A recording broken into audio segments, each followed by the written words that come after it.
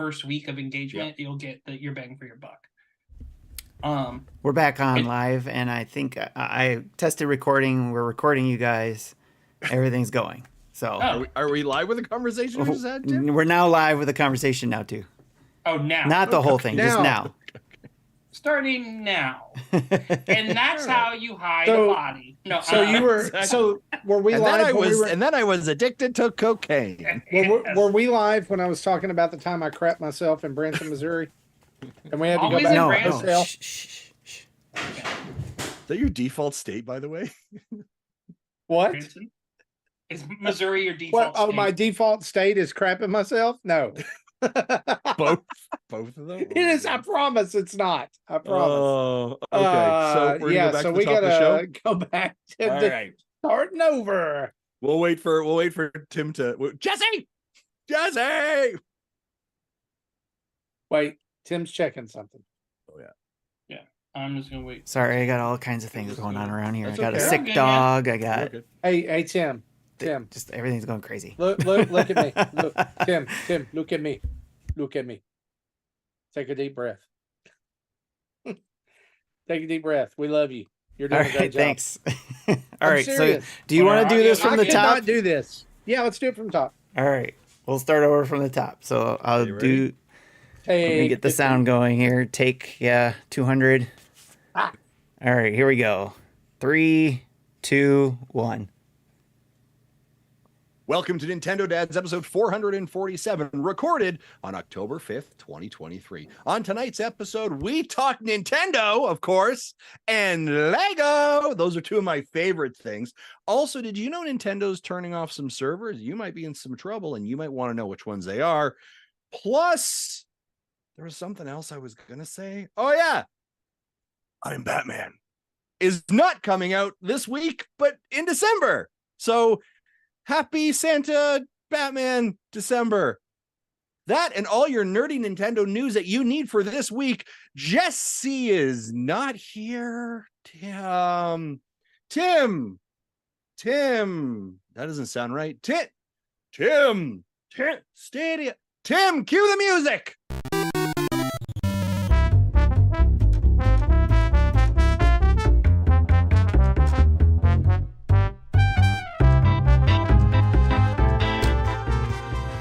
I really did keep waiting for you to work in. Pull the lever, Tim. Wrong lever. Do it again. It is Tim on the board this week. He's doing a fantastic job. It's episode 447 of Nintendo Dads, and hey, I'm joined by our usual cast of crazies and Casey Cool, the man with the coolest name in the world, and also the stinkiest arm in the world. Yes. Right, and if he wants to tell you that story later, he can talk about it. Until Casey, then, you'll just have to old wonder. stink arm, cool. That's my. There you go. That is not a nickname that you want to follow you around online. No. As a fighter name, I feel like it'd be pretty intimidating, right? Like, oh, why is he having this? I like this opener much better now with that statement. Stink arm. You could say this is episode 447 Mach 2 because we had a few technical difficulties earlier, but I think we've got those ironed out now.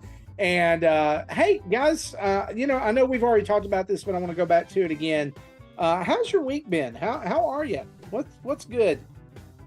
Let's ask Stinky Arm Casey Cool. Stink arm. How's stuff? I channeled my inner Mario today.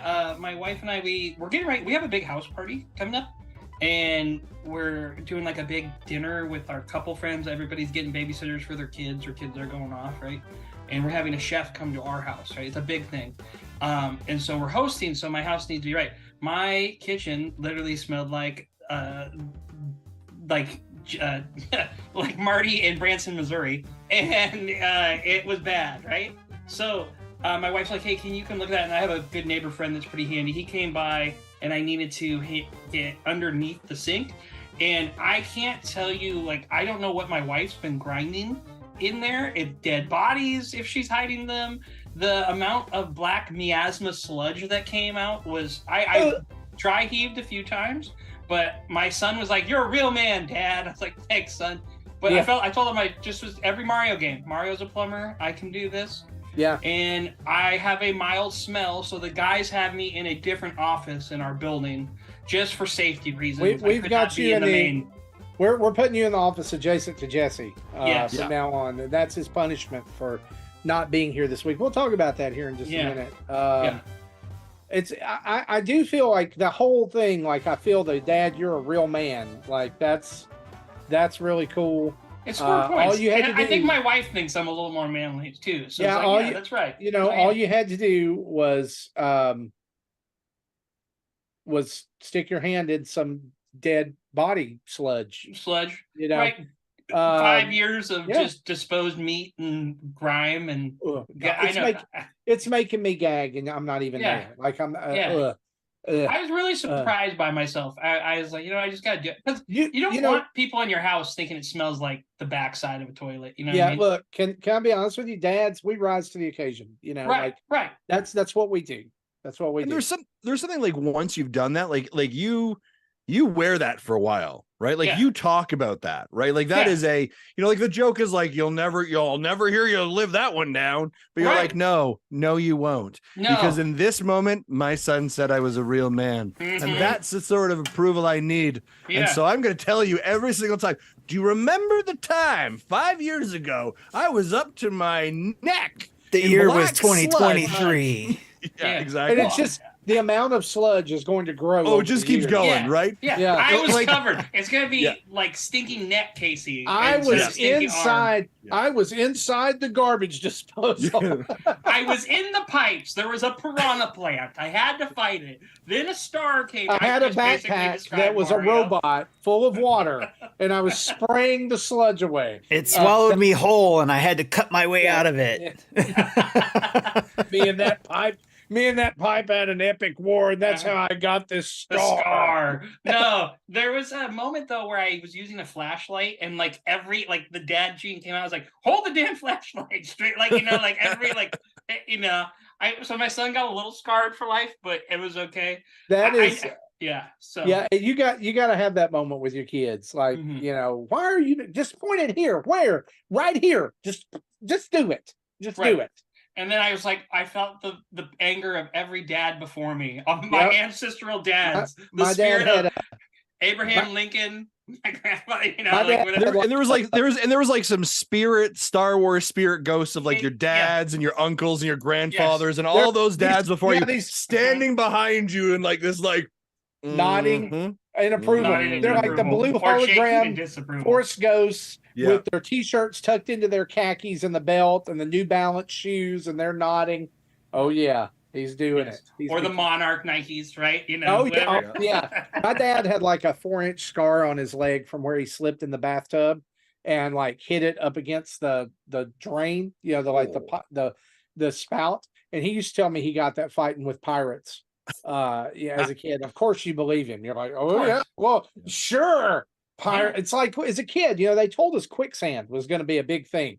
Have you ever had to deal with quicksand? Like it was in every kid's cartoon in the 80s. I don't live in Australia, so no. But the thing about quicksand, I'm a science teacher by trade, and the thing about quicksand is you just float, right? Like it's really actually not that bad. You just go, okay, and you lay back and you float. A lie. Yeah, my child is a lie. Relax. That's the secret. If Fake you know how news. to swim, you'll be okay. Justin, how are you, man? How's your week been? It's been going all right. We up in the Great White North are preparing for Thanksgiving, which is our national holiday, coming up here soon. So my house is full of food and groceries as we prepare for family and friends to come down. We're excited for it. Yeah. Like nothing like heading over to Costco and the local supermarket and spending like $400 on groceries. So that'll be a fun time. And getting enough to feed 5 people. Yeah, well, no, we got a lot. We'll be eating leftovers in Canada. Like you're eating turkey for almost a full week, but you're not eating Tim Hortons. It's Thanksgiving. Typically what you end up finding here is you find a turkey stuffed not with stuffing but with poutine, Timbits, maple syrup, and ketchup chips. This is really what you find stuffed in the middle of the bird cavity. So can I tell you guys something? I know we talked about this earlier on Mach 1, but I'm going to tell you something that's going to change your life that my father-in-law taught me. is this is for leftovers. You take your extra stuffing, you roll it up into, you get it good and chilled, right? You roll it up into a ball so it still kind of, sticks together. Roll it up into a ball, put you some oil in a pan, heat it up, and fry yourself some stuffing, fried stuffing balls. Or patties. He pats it out sometimes and fries it. Ooh. Guys, it's next level. Can we all be honest with each other really quick? Oh, for sure. I mean, I Turkey's feel like we're right? Sorry, say that again. Turkey's overrated, right? Turkey. I'm tired of. I think Thanksgiving. The turkey is the least exciting part for me. I like the sides. I think turkey is C tier meat. I've had it smoked. It's really good. I thought that too, because my grandmother, my dad's mom, she could pinpoint. It was like her mutant power. She could pinpoint every bit of moisture in a bird and eliminate it. Yeah. It was the driest turkey ever. But then my father-in-law showed me the light. Deep fried turkey. Yeah, delicious. Still, that goes from C to B. I think there's better meats out there. I will give you that. I'll give you that. Like if we did Thanksgiving ribs, way better. Way better. Well, here's the thing. In America, not in Canada, a traditional Thanksgiving would be food that they had. They were in Massachusetts, so we'd be having venison and lobster. That's more accurate, and that sounds like a better meal to me, personally. It doesn't, not to me. Actually, that sounds quite good. Actually, I wouldn't be upset about that. Venison's great. Just as like, how can I take things back to Costco? Tim, well, what costs a lot more in Alberta? Lobster. Wait, yes, that's true. Well, where do you stand? Are you pro turkey or anti-turkey? I do like turkey, but like I am it's sort of like, for me, turkey, you've got to have it 2 times a year, and it is Thanksgiving and it is Christmas. Right, and it's also like pumpkin pie. October is the only time it's okay to have a piece of pumpkin pie with some whipped cream. Once I have that, I am satisfied for the next 11 months. Christmas ham guy. Like a Christmas. I don't like ham. Cool Whip. You don't like ham? Speaking of a guy who's not a ham, Timothy off running. It's gotta be Cool Whip. Cool Whip on that pumpkin pie. Cool Whip. Cool Whip. Yes, Cool Whip. I'm doing better now that we've got things going, it looks like. Good. What's your stance on turkey? What's your stance on turkey, Tim? Like how many times a year to have it? No, like, pro turkey? Are you like pro or anti-turkey? Oh, we have turkey, and then we're sick of it, and then we have to have something else. So, leftover sandwich is key. I will say. Yeah, I was going to say, I would argue that leftover turkey is better than regular cooked turkey. You use cream cheese. You take the cranberry sauce on the cream cheese. You put the turkey, and you toast sandwich. It's so good. Yeah, a little bit of mayo. Yeah, or mayo and the cream cheese. So you can have a hot open turkey sandwich too. I gotta go middle of the road. I'm pro fried turkey, but I'm anti everything else. I love a sweet potato casserole, or like with the marshmallows and the brown sugar. Or sweet potato that's pie. something you would not have here. That is not a traditional Thanksgiving part of the Thanksgiving meal here in Canada. Yeah. That's just part of getting diabetes in the South. Yes, that's called the South. I'm already qualified. I have that. Yeah, so. Me too. So well, guys, you know what? We're gonna have a great time on the show tonight. Got lots of news to talk about. Your questions, what we've been playing, and lots of other stuff. So let's dive on in, shall we?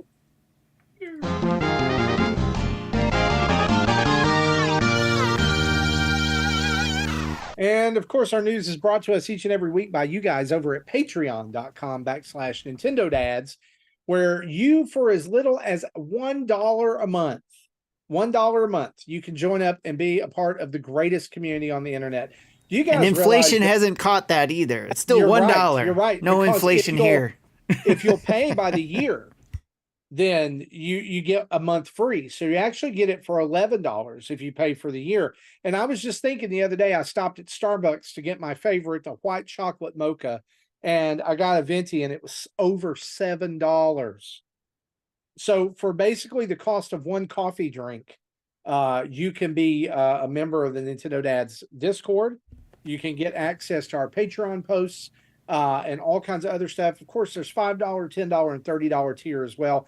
$30 Patreon producer. We've still got spots available for that. It gets you on the show. It also lets you have input to things going on around here. And $10 gets pre and post show audio. $5 gets you everything on the Discord. And we're going to welcome a new sponsor to the show this week, but we'll hear more about that here in just a little bit, in addition to Manscaped. And also, I say sponsors because guess what? If you are a member of our Patreon, you get an ad-free feed of the show each and every week. So 0 ads. If you hate ads, then it just costs you $1 a month. There you go.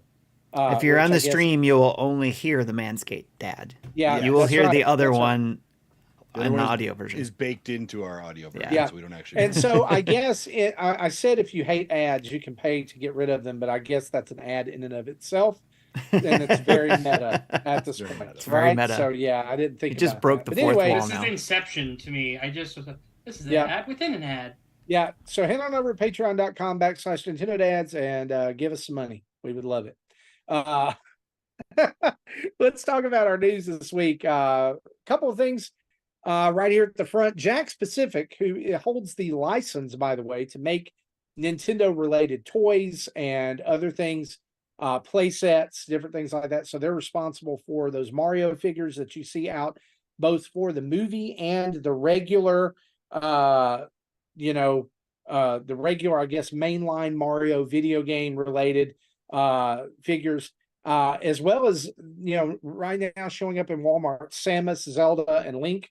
Of course, those latter two from the Breath of the Wild. Samus is just kind of a general Metroid figure. They are going to hold a Bowser Bash at Nintendo New York on Friday, October 13th. It says, bring your friends and family for this fierce party from 5 p.m. to 7 p.m. Entry is on a first-come, first-served basis. You say, Nintendo Dads, what is a Bowser Bash? We have no clue. It's the very first time they've ever done anything like this. I think it's a great move for Nintendo to do, capitalize on that licensing. And we really, should send in our New York correspondents to find out for us. Who's in our New York area who wants to head over there? We have Liam, we have Mecca, Liam. we have probably a couple other people I can't think of at the moment. When I was up there, I secretly mounted some cameras to some rats. I've been watching the city through them for the last few years. Yeah. I'm Rat Man. The Rat King. So yeah, I'm the Rat King. Yeah, that's not as cool as Rat Man. But anyway, you can head on over there. Actually, Tim, I know you put these notes together, and so do not hear this as a criticism at all, but they're doing 2 times for this. The 5 p.m. to 7 p.m. is not just the only one that you can get to. I want to stall here for just a minute and go find that, because there may be some folks who listen that want to head over. I pulled that from the Nintendo Twitter post, so that was the only time they had on the post. Okay, well, because originally, I went back to the source that I found this at the very first time. It's changed because they originally advertised 2 times. So, my bad. I'm going to tell you right now, this kind of BS wouldn't have happened if Jesse was here. See, Jesse, it's my fault. It's Jesse's the glue. Jesse's the glue. Moving. Anyway, so if you're in New York, you want to party with Bowser, you can head over on October 13th. It's about a week away. Also announced today, surprise, Lego this is great. And Animal Crossing are collaborating on what I can only assume will be multiple sets, maybe 1 set. I don't know. All that was shown was some adorable Animal Crossing minifigures, a balloon build, and more to come soon. This is awesome. Because this is Lego's first collaboration with Nintendo in a sort of what I would call mid-tier market accessibility one, right? Their first Mario ones were very much at sort of the younger kids, right? And then they moved over to definitely high end. And then you went high end with the adults, right? With the Nintendo and the Bowser. Now we just recently saw them reveal the Piranha Plant, which is sort of I think also aimed at an older audience for sure. But this is it's only $60 US. Yeah, for that Piranha This is that mid tier we've been talking about that they have not got into, right? We all talked about maybe Zelda would be the first one, Animal Crossing is such a great opportunity Yeah. for them in this space. They're And when gonna you sell think a of ton of these. those things, like I was like the minifigure bags, Right. like, are you kidding me? How many Animal Crossing cards are there? There's like 100 of them, right? On There's those like 200 amiibos. characters, right? Or there's The minifigs are going to be crazy. I told my wife, I said, yeah, Lego's doing this collab with Animal Crossing, and she laughed and she's like, they are going to make a mint. I was like, yep, 100%. Like, this is, I'm not a huge Animal Crossing, like I liked Animal Crossing, but this is such a smart collaboration. They like, think about cannot this, wait to see what these sets look like. What they've done with the Marvel minifigures, you know, their blind bag and people going in and buying entire boxes of these. Yeah. These are going to be I predict these are going to be hard to get because you're gonna get them, and the first round of them is going to be hard to get because you're going to have people who try to scalp them. You know, because it's two. Well, it's actually three things. It's Nintendo, it's Lego, and it's Animal Crossing. Right. Yeah. But It's red hot. It's a marriage. It's a perfect marriage in the sense that so there's 400 Animal Crossing characters, right? And Animal Crossing's whole thing is about designing your village. So you could sell a village set with 8 random characters. You could sell Isabel's mare house, right? Like, there is so much opportunity for this. You know how there's Lego City and you can just always add to Lego City? Mm-hmm. They can always add to Lego Animal Crossing. It's like the perfect fit. It's a good staple franchise. Could you imagine, and hear me out on this. Okay.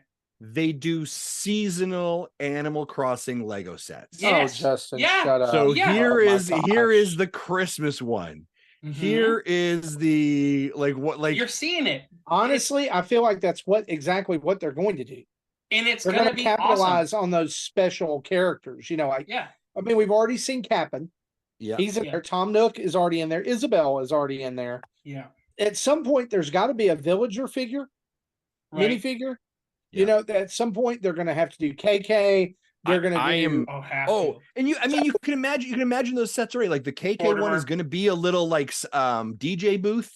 Yeah, the Rooster one with the Roost and the coffee shop is day one purchase. The museum with the owl, and then you can buy different sections of the aquarium.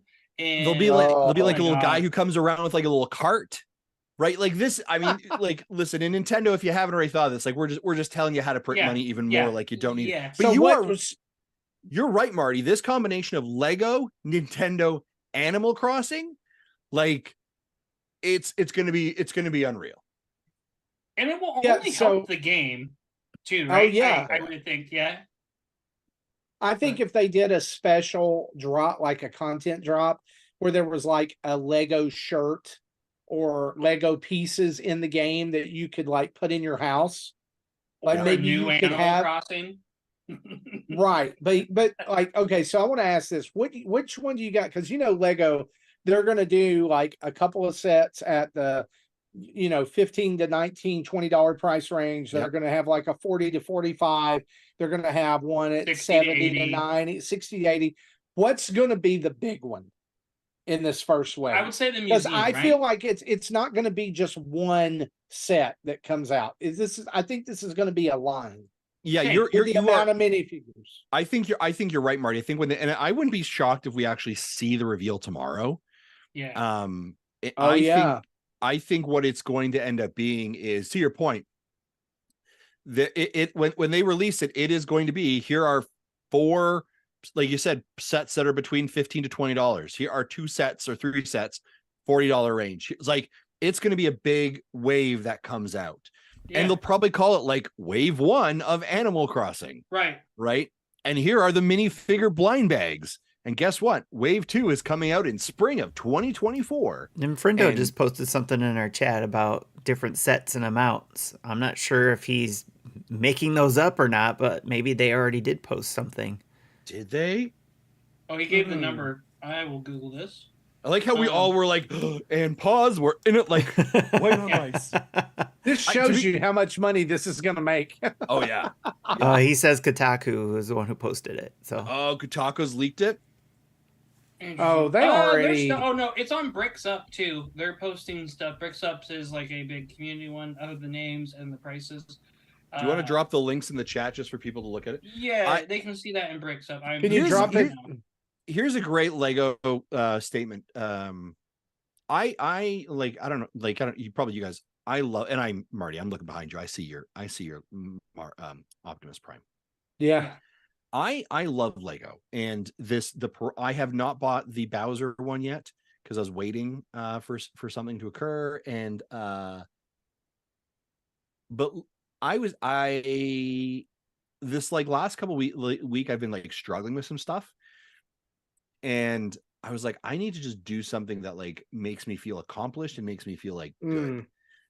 And so I actually ordered online the Series 6 minifigs for Nintendo, like the little $8 packs, right, where you build like little statuettes or whatever. And they arrived, and I made them. And I will tell you, after I made, like, I bought 3 of them because they're random sets, right? After I made it, I just like felt like I was in a really good mood. And it was just I've said this before, that like for me, there's something about, and I don't know what, like, I'm sure somebody that's way smarter than me could talk about this, but like there's a part of my brain when I build Lego that I'm able to turn off.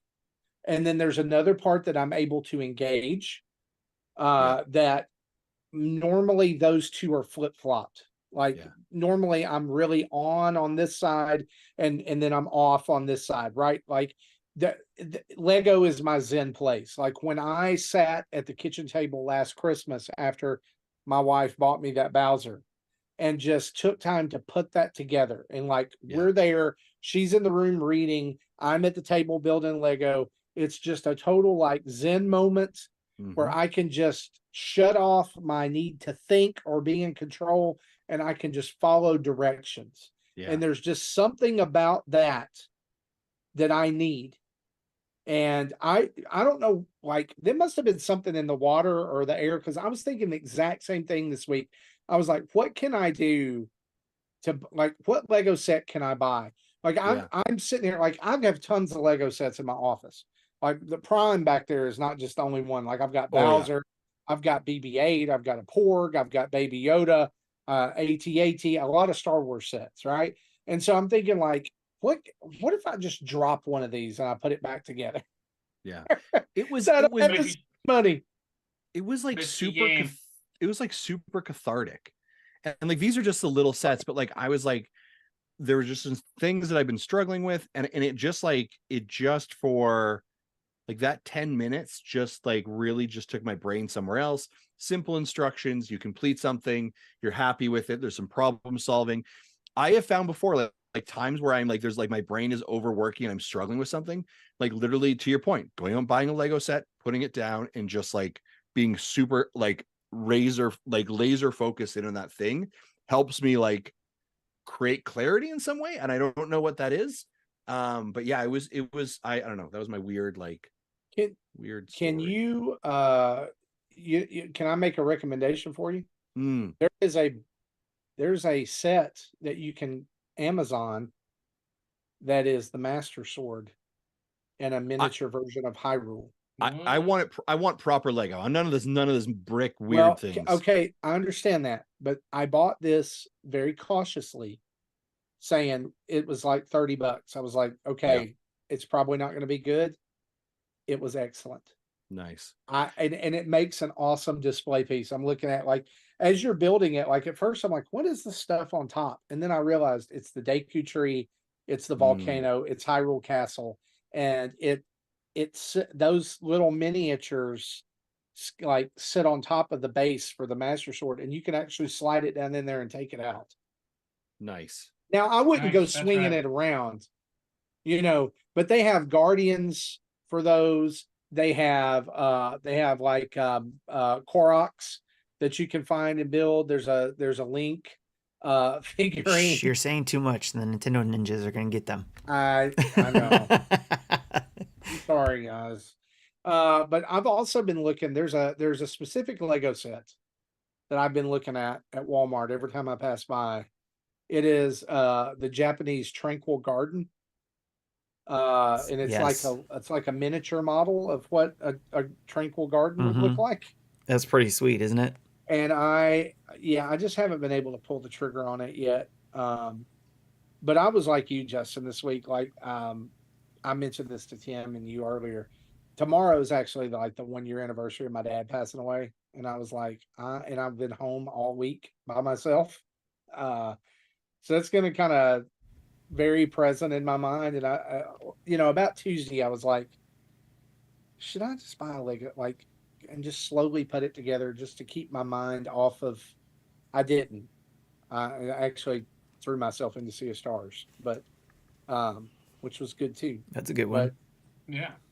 I want to do that, or I want to do some of these Lego, flowers, like the flower arrangements. I think those are pretty cool. But back to the topic, Animal Crossing. Yeah. So if you look, bricksup.co.uk has what they say are, it says these 5 brand new sets will be releasing on March 1st, 2024. These will be minifigure scale sets. They don't give names for these, but I can give you price points. Do they show images? No. $14.99 with 170 piece count. So that's probably like a party or something like that. Like, Town Square, 233 pieces at $29.99, 389 pieces at $39.99, 535 pieces at $74.99. And so that's the most expensive one. Right. So maybe that's like the mayor, City Hall or something like that. I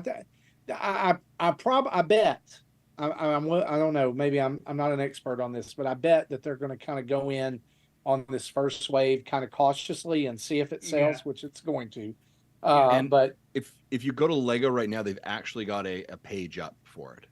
Oh, really? They don't like a holder page. They don't have the actual like content there, but it is Animal Crossing. It is Lego Animal Crossing. They've got the video embedded and everything. So this is the perfect franchise to be a staple Lego, like Lego City, Lego. I can't. I agree. Enough. And like, sorry, go ahead. I'm like the Lego one that keeps getting my eye is that Lord of the Rings Lego set that is the meeting in the but it's like it's $500, but I think it's like 4,000 pieces. I like doing a big Lego. My son did a boat thing that was like 2,300 pieces, and it took us 2 months, but it was a super fun thing. I want more of that, and I think Zelda. I think they're giving them Animal Crossing to test if, like, okay, if this does well, then we'll open the vault to Zelda maybe. I want the Zelda one so bad. This was, if and it I does don't know, well, like you said, if it does well. Yeah. If any of you listened to my interview with Jim from Vice President of Product Marketing from Nintendo, has put up as a bonus episode. This is a question I asked him, right? Which was, basically tell me more about what's going on with Lego. And I think, it seems to be a good relationship. And his comment was, I have nothing to announce at this time, but we're happy with the partnership. Oh, right. Which was a subtle way of saying, I was like, there's something more there. And when I was at Nintendo Live, like they had a big setup. It was a solid amount of the space there. It was not only did they have the giant Bowser, they had you built your own Yoshi there that you took away. That lineup was like 2.5 hours long. Whoa. They have sold $1 billion worth of Mario Legos. Yeah, they had to have, because if they didn't, it would have ended. It would have been over by now. Lego does not tarry on franchises that don't make money. And I know that because like their own original lines, if they don't do well, it's like, well, it's here for 2 seasons. Bye. We're moving on to something else. And so they're going to make money. That's what they're going to do. So the fact that we've gotten Mario, and then we got Luigi, and then we got Princess Peach, now we've got Donkey Kong, it's continuing on. It's a cash cow for them. It's not what we want probably as like collectors, but kids are loving it. Yeah. It takes two great things and puts them together, and I can't wait to see what these things are going to look like. I'm stoked. In March, that sounds like a good date. That sounds like a good release date. Like announce it and then build the hype. For we'll see that reveal pretty quick here. You think? Oh yeah. Yeah. Okay. All right. Let's move on. Let's talk about something else. Nintendo's president has said that software for the Switch is being worked on into fiscal year ending 2025. Business, Justin, this is a softball for you. Water is wet. I would love for you to talk about what's going on here. I don't think it's bad. I'm not saying that like what's going on here, but like talk us through the ins and outs. Why would they continue to develop software? Well, they're absolutely going to continue to develop software. We already know that and see that, right? We see their strategy into 2024, which would go into their fiscal year of 2025 as well, which is, we see Princess Peach game, or actually, as we go into that, sorry, I apologize. Specifically, we have Luigi's Mansion 2. We have Paper Mario, right? There is a crossover opportunity. You do not, and again, traditionally think of Nintendo's challenge that they have had when they have transitioned to new consoles. You are not cutting anything right off. There is always going to be a crossover period for both platforms to be existing that you need to continue to have sales, right? You are not just all of a sudden saying we have an install base of nearly 130,000 or 130 million units out there. We know we have people who love the Nintendo Switch. Here's what we're going to do. We're just going to stop making software for it, not support it in any way, and we're going to do a hard cut over to the other platform. Hope y'all enjoy. They ain't doing that. So they are going to continue to have software development for several years during whenever the Switch 2 comes out. And so you're going to have games, if it's not cross compatible, you'll have games where it's like, this is built for this one, and you can also play it on this, right? Or very similar to like, when the PlayStation 5 comes out, hey, by the way, you can get the Last of Us or Spider-Man, and you get it for the PS5 and the PS4, whatever it is. Like it's going to happen. This is a completely logical method from a business perspective. It's all about mitigating risk. Remember, folks, when the Switch came online, how long were we all complaining that they were still making DS games, right? This is a history of doing it. This to me, like, water is wet. Yeah, like it's business. Like, yeah, this is an absolute business decision. It's smart, business logical. It's like what they're doing with the 3DS online and all the Wii U online and ending that, right? Like it's a money sink at some point. Yep. And I know for game preservation, it's a big thing, right? Like the completionist did that one thing where he bought every game he could on, which I love. I think that's a great thing. But at a certain time, as a company, you got to move, like Nintendo moving everything to the Switch and not having a handheld and a console and getting all its user base to one thing was a big change of guard. And now they're focusing on what they do best and making the highest, best, most fun video games, highest quality. Yeah, I mean, Nintendo approved. Their whole business had to change with the Switch and abandoning I would say abandoning the 3DS, but transitioning away from a two-prong way of looking at their gaming, at their business. Because Nintendo had been in the handheld business since late 80s, early 90s. There had always been handheld Nintendo device of some kind, and it was always dominant. They just slaughtered the competition. There was never really a viable option. Right. Game Gear tried. Game Gear tried. PlayStation tried. But I remember a friend of mine in junior high, he said, I get to get a handheld gaming device for Christmas. Which one should I choose, the Game Boy or the Atari Lynx? And I was like, you've got to get a Game Boy. Please get a Game Boy. And so on Christmas, he called me. He's like, I got it. I got the Atari Lynx.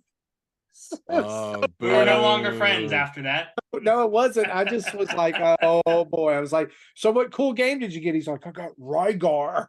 And then you were like, your parents don't love you. Oh, I thought you were gonna say Blue he had- Thunder. He was He's like got Blue all Thunder. he had all of this Blue Thunder. like alternative game. Like I could never have them. But he had it. Like he had an Intellivision. He had the Atari Lynx. It was just. He's a great guy. It was not a good choice, and I think he knew that. Yeah, again, if I go back to like the business perspective, you have to remember Nintendo is a conservative company, right? And they are about mitigated risk. And so they are going to make sure that the new system is well established, has the right projections, and is on track to dominate the market before they ever think about pulling the plug on the Switch. They are going, and I don't mean to be disparaging, they are going to ride that thing to the ground, because it is printing money for them. Right. And it's doing a fantastic job. So you stick with something that's winning. And yes, there are those of us who are like, we're on the new Switch 2 and the power is not there. But by the way, it's still selling millions. Yeah. It's still moving copies. I kind of see this in a different perspective after sitting with some of the business perspective you've given over the years, Justin. Like with the 3DS, I was like, God, just kill it already. Right. But I mean, think about is all of those systems are out there in the wild, and Nintendo's not having to pay to manufacture those. So why not make more games, right? Where I think that where I worry about it is, and I had this worry with 3DS and Switch existing at the same time, and I'll still have this worry with Switch and whatever the successor is called, is yes, they're conservative, and that's fine. That's the Nintendo we know. The calculated risk or the mitigated risk that they have to like overcome is putting the game on the wrong system. and you talk about with like Breath of the Wild being on Wii U and then on the Switch. Well, not so much, because I feel like that was more fulfilling a promise than it was. A better way of looking at it might be is Metroid Prime 4 probably needs to be on the next Switch. And I know that will make some people angry, but for the sake of the game and making it better, it probably needs to be on the next Switch. Sure. At this point, it probably already is, and they probably are just not saying anything because they don't want to stir the pot right now. As long as they give me another Metroid Prime Dread or Metroid Dread, just let's give us more of the side. Absolutely. I need more of that story. Yeah. But I also think it's like a great example of that is Sushi Strikers. Like Sushi Strikers originally announced for the 3DS, and then inexplicably it's on the Switch too. And I'm thinking, you put resources into this, and obviously one of these was going to sell more than the others. You should have just kept it where it was going to sell the most. Right. So I don't I'm glad that they're going to support that long. I don't want it to stunt what could obviously be great games on the new system. That's my whole thing with 3DS. And now in that thing, that was almost like two different ecosystems. Like it was like in two different philosophies of development. This should just be like, hey, we're going to make it even better on the Switch too. Right. Speaking of decisions that Nintendo has to make, this week Nintendo put out a tweet that online play and services for the Nintendo Wii U and 3DS will be ending on April 2024. The tweet read, Nintendo will discontinue online services for the 3DS and Wii U software in April 2024. The company announced a specific date will be announced at a later time. Online services include online cooperative play, internet rankings, and data distribution. Yeah. So, not a like shock, right? Business as usual. This is sort of a business as usual. Like eventually you do turn off those servers because those servers cost money and you need to redeploy or save money, right? This is sort of it was actually, I was reading the tweet from Game Explain, which sort of actually made me think about it. Games like Mario Maker, that means that content will no longer be available for people to access, right? There's no longer the ability to share levels and community. And so that's sort of a real big bummer because there's a lot of creativity that was associated with there. And so that's sort of disappointing. But again, I understand why they do this. But for folks who have these systems, again, the systems aren't shutting down, right? You still play your games if they're on the platform, but if they require an online mode to play and have stuff like internet rankings and stuff like that, game data distribution, it will not be available. Now, I believe the Pokemon Bank was one of the big exceptions they ended up making here. Yeah. So there are some exceptions. Casey, do you know more about that? Yes, I am a Pokemon aficionado. I know the big thing, they do have it on a bit longer, but they're really trying to push people to move their stuff from the 3DS. But the thing is, you can only get some legacy Pokemon from the 3DS games or the Game Boy games, and like people talk about, oh, they should put Fire Red on the NSO, right, the online system, but it's not the same for the carryover. So I think there'll always be a caveat for how your Pokebank talks to that, because like for my I'll talk about it later on what we're playing, but with what Pokemon's doing, I think they'll always make an exception just so you can get older Pokemon on there. But at a certain point, they're starting to make changes in the game too. Like, hey, you can get like a low-end Pokemon, the regional variants. You know, in the next part of the expansion, there's an area where all those regional forms exist. So you don't need to go back to the 3DS to get that. You just need to go play Arceus to get these old ancient forms that don't exist anymore. They're really trying to push people just to play the Switch version. Because at some point, this technology is like, it's not even going to work anymore, right? I mean, it's going to be unfathomable to have it connect across this broad set of platforms. I'm sure someone will try to do it, and good for them. I don't want to. I want to turn it on and be able to go, right? Yeah. And I think that's how most consumers and most players play. Like, I played Pokemon long enough, like, as soon as I could, I took everything from my bank and moved it over from one game to the next, right? Or it sat in the bank till it could go. Because I played Pokemon since its inception. So I know it's like, oh, all right, new game, time to move my guys over. I beat through the game. All right, now my boxes are full with these shinies that I can crush children's souls with, and it's great. But I think the theme is just business as usual. Yeah. I mean, I think that the outcry for this, just as we close up talking about it, is that it's happened a lot sooner than it has for other systems. Like, didn't it? It was a long time before the Wii went offline. Well, maybe we have checked that, but like my argument here is, it was the Wii U, right? All right, 14 million people. Y'all, by the time this goes around to shut down, you had 7 years. Right. All right, you had 7 years. Yeah. To figure yourself out. Let sleeping dogs lie, people. Yeah, like it's okay. It's okay. You're gonna be fine. I promise you that. Well, there's already a network of people out there who help shuttered Nintendo online games still connect. Right. It's called Pretendo. You can go check that out if you would like to. Oh, you gave it to the ninjas. Oh no. It doesn't bother me because I'm not going back. I'm not playing Splatoon anymore. Yeah. I'm not playing Mario Maker. It's gone. I literally, like, I had some great levels on Mario Maker. I don't like how many people. I would be willing to ask how many, like Justin kind of says here, how many people are still playing this is really what he's saying. How many people are still, this is really bothering. Right. And is it the internet dog pile? So which one is it? Right. In theory, for Mario Maker, can I go in and download a schwack ton of levels then onto my system? I would assume you can, but everyone's playing Mario Maker 2, right? Like, right, but Mario Maker levels still exist normally out there. Yeah.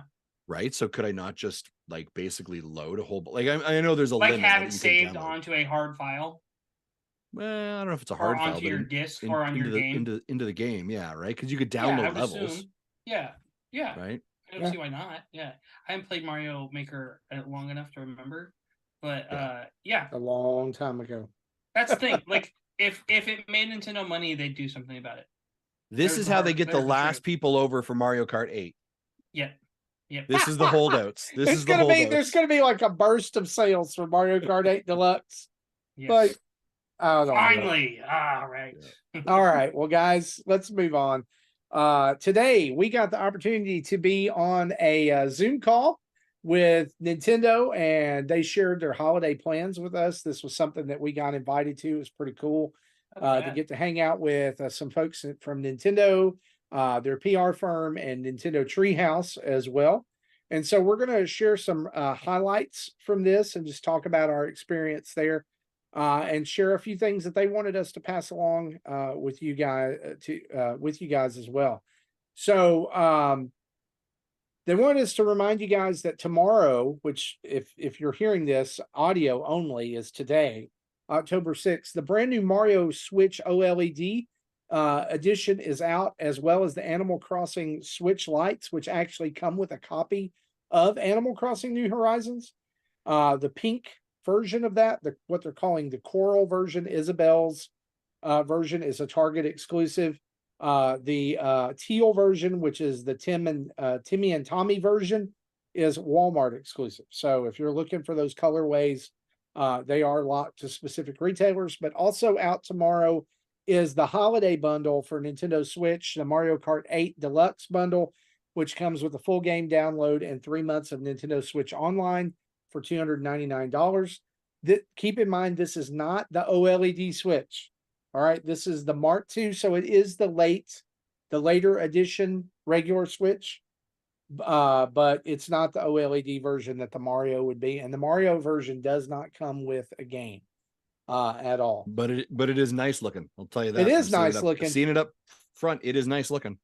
Is that red a little more muted in person, because it looks kind of neonish in the stock photos? No, it's I wouldn't say it's muted. Is it a Mario red though? It's a Mario red for sure. Okay. Yeah. Okay. Yeah. I saw it and I was like, I'm not angry if I had that. You know what I'm saying? Yeah, but I'm also like, I'm not actively going to go and buy it because I already got one. I got will the Zelda tell you, version. So yeah, I will tell you, my launch Switch is still making sounds like it is trying to exercise some demon out of it. And you didn't ever get it. I never got a new one. Oh no, I have an OLED. I have my own OLED, but like the one the family uses sounds like it is exercising demons. And so my daughter's like, I don't know if it's gonna make it much longer. And I was like, oh, it's gonna make it a little bit longer until that Switch 2 comes out. What else you got on there, Marty? For I guess we talk about some of the games that were upcoming games. Highlighted. Of course, they showed us their games with a big emphasis on Mario Wonder. They did show off a few snippets of footage that I had not seen yet. But this game is out in a little under 3 weeks. And so I'm fully on the Wonder hype train. They also showed off Mario RPG with a little bit of footage there that we had not seen, and an explanation of the triple attack system, which has been added to the game, which is like a little meter that builds up as you attack. And then depending on whose Mario's companions are, they do a triple attack. Like it showed Bowser in his clown car with Mario and Mallow. And Mario was throwing fireballs, Mallow was throwing ice, and Bowser threw a giant bomb on top of the enemies and like did a ton of damage. They also excited for that game. Yeah, I absolutely. They also spent a little bit of time talking about Wario, the WarioWare game that's coming out. And that is not in our notes. I can't, the bad thing is all those WarioWare games have like a subtitle, and I cannot remember what this one is, but it's the motion one, right? And they showed off some new games for it, over 200 mini games coming in, and y'all, that's like boom, boom, boom, boom. Like we've got Detective Pikachu tomorrow. We've got Mario Wonder on the 20th. We've got WarioWare on the very first Friday in November, and then Super Mario RPG right after that.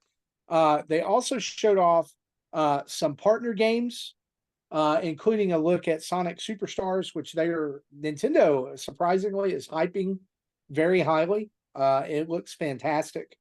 It looks really fun. Yeah, I like, and can I tell you how cool it is? Those two platformers are coming out the same week, and how cool it is that they removed collision physics from both of those games. So all of that bumping and jumping off of each other from New Super Mario Brothers is gone. Your character passes right through the other characters. Same thing happens in Sonic. So you're not going to be like yelling at your kid for jumping on your head and bopping you into a pit. I when am trying to play so Mario. excited for everyone on this call to finally get to play Mario. I can't wait, Justin. Like, because I am I'm so excited jealous. to hear all your Oh. thoughts and impressions Oh. on it. Guess what? If Yeah, you want to Tim. try Mario Wonder, you go to Target and they have a demo there Nice. that you Tim can muted. play. What? You guys can't I'm hear going me? to Target tomorrow. I can hear you. Yeah. No, you're Okay. Sorry, I'm what going did you to say, Target Tim? tomorrow. I literally couldn't hear you for a minute there. I said you can go to Target and play a demo of Mario Wonder. Oh, there you go. Cool. Yep. Of course, Target gets the hookup, right? Know what I'm doing tomorrow evening when I take my daughter to dance? Be like, bye. Get out And of I'll- the car. I'm gonna go play Wonder. Our local Nintendo rep here in the Metro Detroit area said that their Targets have it now because I follow them. So Awesome. So that means it's probably not in Rinky Dink, West Tennessee. but you'll that's have to okay. see if your Nintendo rep uploaded it yet or not. Yeah. Another thing that they mentioned during this, and I don't think that we had a release date. They say we did, but I still I don't feel like this is really out there publicized. Is they did spend some time talking about Hogwarts Legacy, which is coming to Nintendo Switch finally in November, on November 14th. Sadly, right in the middle of all these giant Nintendo games, Hogwarts Legacy. If you've not played this game, and you're a Harry Potter fan, I highly recommend it. They did show the Nintendo Switch footage of this game, so it's not. I have it on PS5, so it's not going to look. And like they that. confirmed it was not Cloud. Yep. Yeah, wow. So Okay. it's interesting. Going to be interesting to see how that. Is it going to be like a Mortal Kombat 1 situation? That's what I'm worried They about. didn't show us enough to really see that, Casey. Casey, Okay. the footage that they showed looked. The word that I came up with is competent. It looked. Okay. It looked for it to be on Nintendo Switch. It looked passable. It looked good. I don't think it. I hope it's not. I feel like they've had enough time. You know what I mean? Like Mortal Kombat 1 was trying to hit a launch deadline. And I hope they fix that too. But a couple other games that they showed off and previewed, Disney Illusion Island, which is a Nintendo Switch exclusive, by the way. That they mentioned that being great for families. Such a great the game. holidays. Fae Farm, they showed off a lot of Another great game. It actually made me really interested in that game. You should check it out. 100%. Pikmin It was 4, a lot they of good. kind of mentioned, and also Bayonetta Origins, Cereza and the Lost Demon came up as well, and also a little game that you might know of or maybe not, called The Legend of Zelda: Tears of the Kingdom. Haven't heard of it. One of the other things that they did was they took time to show us Nintendo merchandise, as long as toys that are available right now, as well as highlighting a Nintendo Advent calendar that's going to be available this Christmas. It's a Super Mario Advent calendar where every day you get like a little PVC miniature of a different character or a power up, which is really cool if your kids are into that. So the question here is, any recommendations of things you use or games you play, or do you have something on your wish list? So think about it this way, as we build toward the holidays, what's one game or one thing that you could recommend right now that people should have on their list? I mean, beside Tears of the Kingdom, that Hori Pro Pad, the split controller for that's a good one. It's like a pro controller. And mine is for the JRPG players in here. It's kind of tipping my hand to one of my top games this year, Octopath Traveler 2. If you want something that was a nice little gem that came out in February, I will fight anybody to death. It should win soundtrack of the year. If it does not win a Grammy, we riot. We're gonna burn this place down. That would be my sneaky pick if you have a person that loves JRPGs. Okay. I think for me, the ones that I would probably recommend, I think Bayonetta Origins sort of got missed, but that's a really great game. Fantastic art style, really fun gameplay, fantastic VO. I'm not a huge Bayonetta fan, but it is completely, it is in the Bayonetta universe. It's her origins, as it says in the title. but it is not what you think Bayonetta to be. And I think people miss that. I would highly recommend it. Pikmin 4 is absolutely fantastic and so great with kids too, right? Because it is so approachable and there is a multiplayer function. It's a ton of fun. And I will have to say Disney's Illusion Island. That is just an absolute blast, top to bottom, and it's oozing with Disney charm, and it is kid friendly. It's accessible. It's so good. So good. Those would be the ones that like, I want people to make sure that they're keeping on their radar. Yeah. Okay. Tim? I would say if you like playing in handheld mode, then get yourself a fixture S2 for your OLED, and then they have the S1 for the regular Switch, because you can use the Pro controller. It holds nicely, the screen in there and stuff like that, especially if you're playing dual stick. I don't have my screen in there right now, but you can see my fixture on screen. But it allows you to use the Switch Pro controller along with your Switch screen to play games that are dual sticks. However, if you don't play a lot of dual stick games, but you still play handheld mode, the cracked Nitro deck also is a really nice handheld device that will hold your screen, and it's another alternative to the Joy-Cons for using theirs. Two different ways of playing handheld that are really comfortable. So a couple things to look at. In fact, I passed on the cracked one to my son, the handheld there. He's been playing it. He's been enjoying his time with that. So it's a good option. They have a $60 version where it's just the controller that slides onto the screen. There, I do have a unboxing of it out on our YouTube page. Check it out if you're curious. They do have limited editions that cost a little bit more, but also come with a case that's about $80. So different varieties of ways to play your Switch if you want to change up how you do it from the Joy-Cons. So you, of course, have the Hori pads, the Pro pads, the compact pads. You have the fixture, the way of doing it, and then you have the cracked device. So Yeah. all different ways if you want to change up the way you're playing your Switch is different ways, especially handheld. So Yeah, I'm gonna just backpack off of two suggestions that have already been mentioned, Casey and Justin's. That Hori Compact Pad Pro Split has been my go-to controller for the whole year. I mean, like I bought the Zelda OLED and love those Joy-Cons, but eventually I had to give them up so that I could put that back on.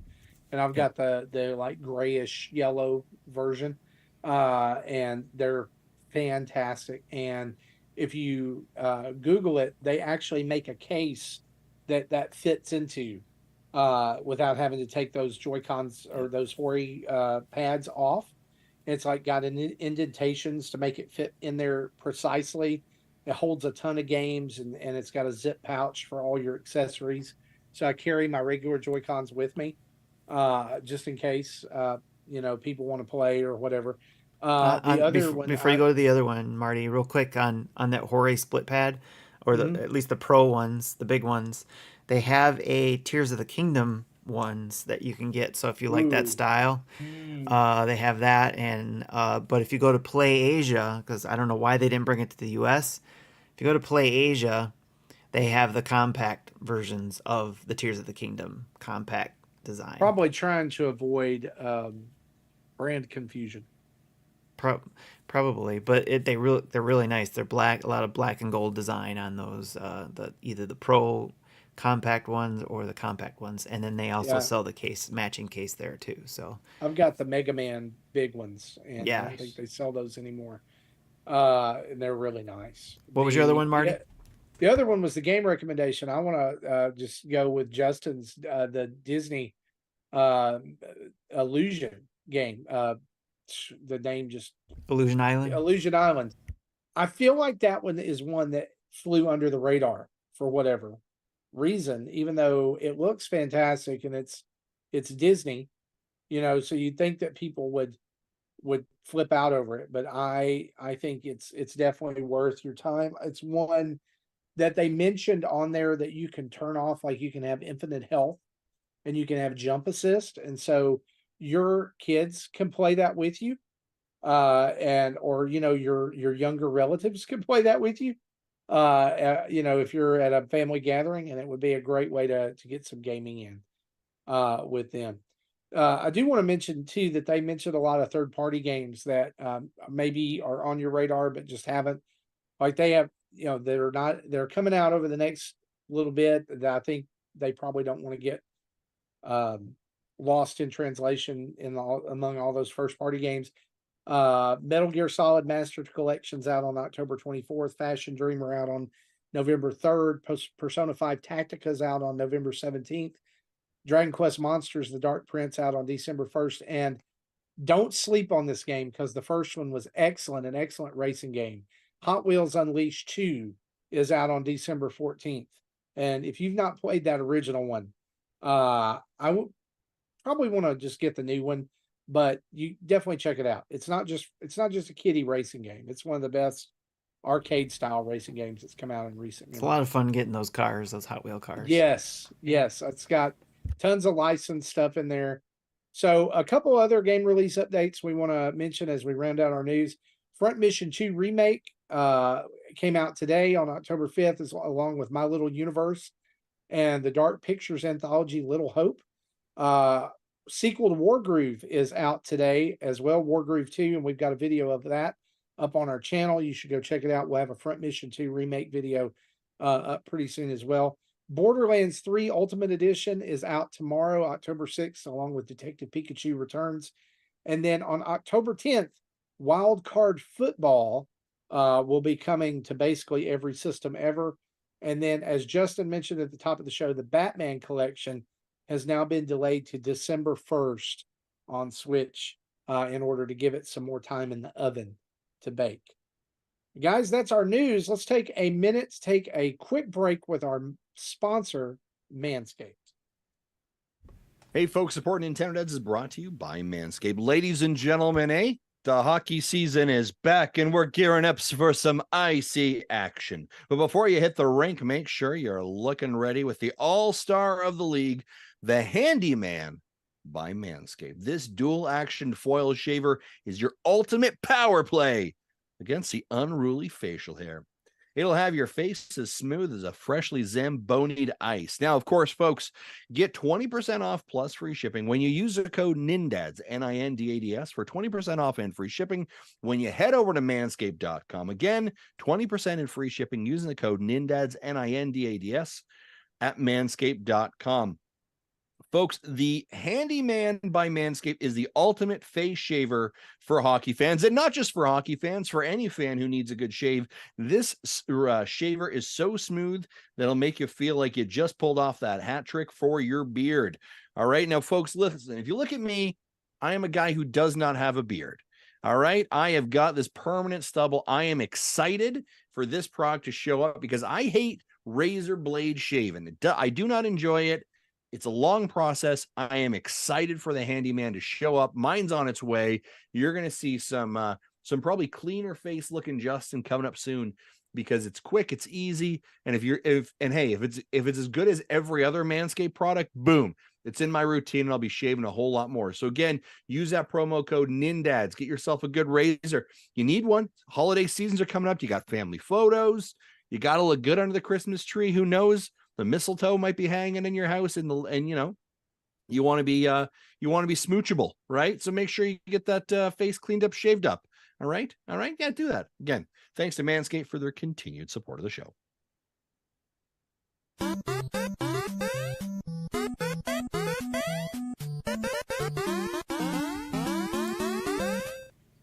I don't have the rumor sound, so that's the rumor sound we got today. Well, that's actually an excellent rumor sound.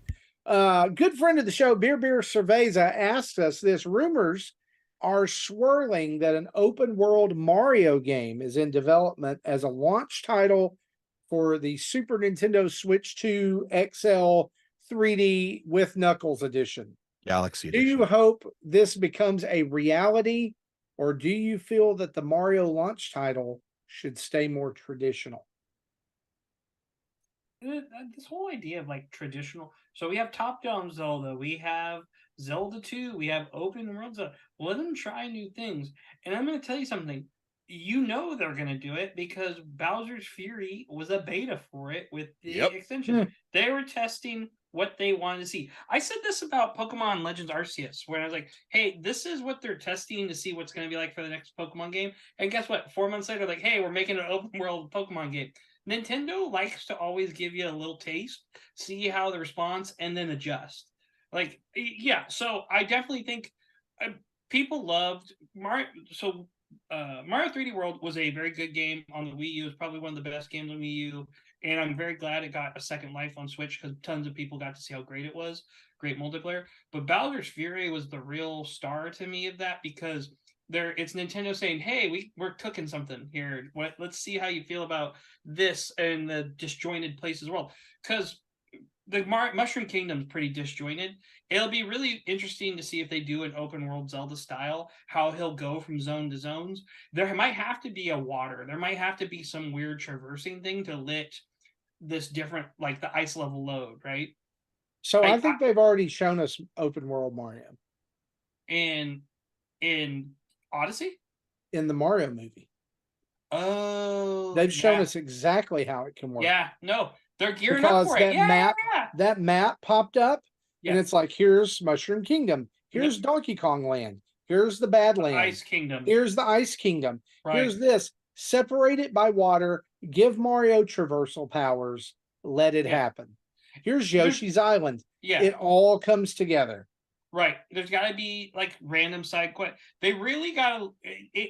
Breath of the Wild or Tears of the Kingdom have a unique model, right? That is set, but they have to Mario-fy it in a way. And it's like, okay, how can we put our Mario spin on this? How do we make gold coins harder to get and more essential? How do we have items break? No, I'm kidding. Can you imagine how mad people would be? But I think that's kind of like Mario 64. Wait, my hat power runs out? Oh no, I can't fly the whole time. I don't want that. I'll be honest with you. I'm tired of open world games. And I'll talk about this when we get the game of the year this year. I cringe when I hear about another open world game that's 70 to 90 hours. I would like to see Mario have to craft firepower. Oh my God, Justin. Just because I love to see you get angry. That's exactly what I like. I don't want there to be all these complex systems in my Mario games. That's all honestly, that's part of what I think makes Mario games so good is that anybody can pick up and get into that world, right? I mean, Odyssey had, I think, the most complex system of any Mario game. And what I mean by that is that anybody could pick it up and play it. Anybody could turn into an enemy by throwing Cappy. But there were also some really advanced moves that you could use to get some places you weren't supposed to go yet. Yeah. Right. So, I mean, it had a beginner level, it had an intermediate, and it had an expert. I think that's where Mario games come into play, though, too, is like if they do an open world version of this, they will simplify it to make it easier for first time open world players to be able to play it. But Casey's right. Open world Mario was in Bowser's Fury. It's doable. Yes. It's definitely doable. It can be done. And it doesn't mean other Marios don't exist. Like, make another Mario Galaxy. Make a I hate it when people have to it has to be this thing. Things can be like a square is a rectangle, right? Like a square is also a rhombus. Things don't. But isn't in a box like isn't Odyssey still kind of open world too? Which one? Odyssey. Yeah, but not really. In a way, because it would argue it's not because you have load screens, right? Right, you still got to go to a specific area, specific world. Yeah. You said something about Galaxy. I think Galaxy is probably the easiest to make open world. Sure. Because you just have this expansive space and planets. And it's like, I can't get to that planet right now, but I can see it. If this open world is Galaxy 3, people are going to lose their minds. Starfield. It's Mario Starfield edition. That's yes. What it is. Done. It's a Stario. Stario Field. Yeah. Here's his other question. Are there any other Nintendo franchises you would like to see implemented into an open world concept? My answer to that question, no. Not really. No. I would rather him do something. Actually, yeah, I have one. Pokemon full MMO. Done. Just give me all the legend, all the islands, everything. Let make Pokemon. It's the last thing they need to do. It would be the greatest MMO of all time. It would beat World of Warcraft. Everybody would play it. It would be amazing. Other than that, I would actually rather see a new property, or I'd rather see them put like an MMO, like the big one in Japan, the Dragon Quest, not 10-9. Dragon Quest had a MMO that it only came out in it was 10 because 11 was the great game that came to Switch. Dragon Quest 10 was in Japan, and you could play a DS version where you could play through the story, but it was a really beloved MMO. I would rather see more of that, or like put Final Fantasy 14 on the Switch somehow. I would, I think a game that could, and it's actually sort of Casey off of your joke, but it actually made me think afterwards, would be like an open world Star Fox game. Oh, yes, I like that. Sign me up for that too. That could be interesting because I think the Star Fox formula currently is struggling to figure out their identity, and I think that could work. And I was thinking, and originally my thought was, and Tim, you're gonna love this. Originally I was like, oh man, I would love an open world Metroid game. And then I thought, no, I don't want that, because I think that like linear storytelling in an open world story, there is sort of this, like, there are beats that you find, but sometimes they're not in the right order, the right way. So the story is different. I think a linear storytelling allows the artist to more effectively be able to pull specific emotional strings, right? To be able to really bring you through a journey, where the other part is really allowing for the player to have that freedom. And I think sometimes you miss things. And I don't know about you, but like, I feel like there's a story in these worlds that I have missed, right? That I haven't found. And I feel like I'm neglecting something. And so I don't know if I'm getting what the artist is intending. And so I think that I do like open world games. If Mario's open world, I mean, like, listen, there's no deep Mario lore that I really like feel that we could dive into there. But where Zelda, there's a lot, and Metro, there's a lot there. But I do think that open exploration, I think, is fun. I think what they did in Bowser's Fury, I think, is a great example. As a matter of fact, I just went back and like re-downloaded my Switch right now because I was like, man, I want to go back and play that again. Thanks, Casey, for getting me all hyped up about Bowser's Fury. So, yeah, good game. Cool, great question. Let's move on and talk about some events. It's a surprise every time. I love it. This would be a good time to remind you guys about the table, which meets every third Friday of the month at 10 p.m. Eastern, where our community gets together at the table, which is really just a Discord voice chat room. But saying the table is way cooler than saying everybody come to the Discord voice chat room. Honestly, the table exists just to be a hangout, to talk about whatever is on everyone's mind. If you want to join in, you can subscribe to us via Patreon or Twitch. You can get access to the Discord that way, and then join in via that. Dads After Dark has a schwack load of events coming up this month. It's the 3rd annual Halloween Mayhem. In November, they will have another monthly Mayhem to be announced at that time. December will be the 2nd annual Presents After Dark Secret Santa. And then in January, the Chubbies bracket, so you can not be as fat as you are right now, or as fat as you will be after the holidays. Don't tell me what I can and can't do. I'm just I can be as fat as I want. Thank you. That's right. Though that's why I don't participate. Also, thick. Retro Rewind is going on over at the Retro Logic channels. You can go and check that out over there, as well as the deep dive, on Topic Retro, where you play a game along with them, and then they talk about that game specifically in that episode. Game Pass News is now Game Pass Tracker, which means they are transitioning off of the Nintendo Dads family of podcasts. We're super excited to share with you that their first show as Game Pass Tracker will be live on October 10th, which is just in time for Sean to blow the lid off Forza Motorsport 7. And though we're sad that they're leaving our family, Nick and Sean are still going to be around, and we wish them a ton of success if you're an Xbox player, you owe it to yourself to go check out Game Pass Tracker. That first episode will be out October 10th, so next week. So go check them out, like, subscribe, show them some love, tell them Nintendo Dad sent you. Yeah, I'm gonna stop for a second and just say how proud I am of those guys. Yeah, Man, that's just so awesome.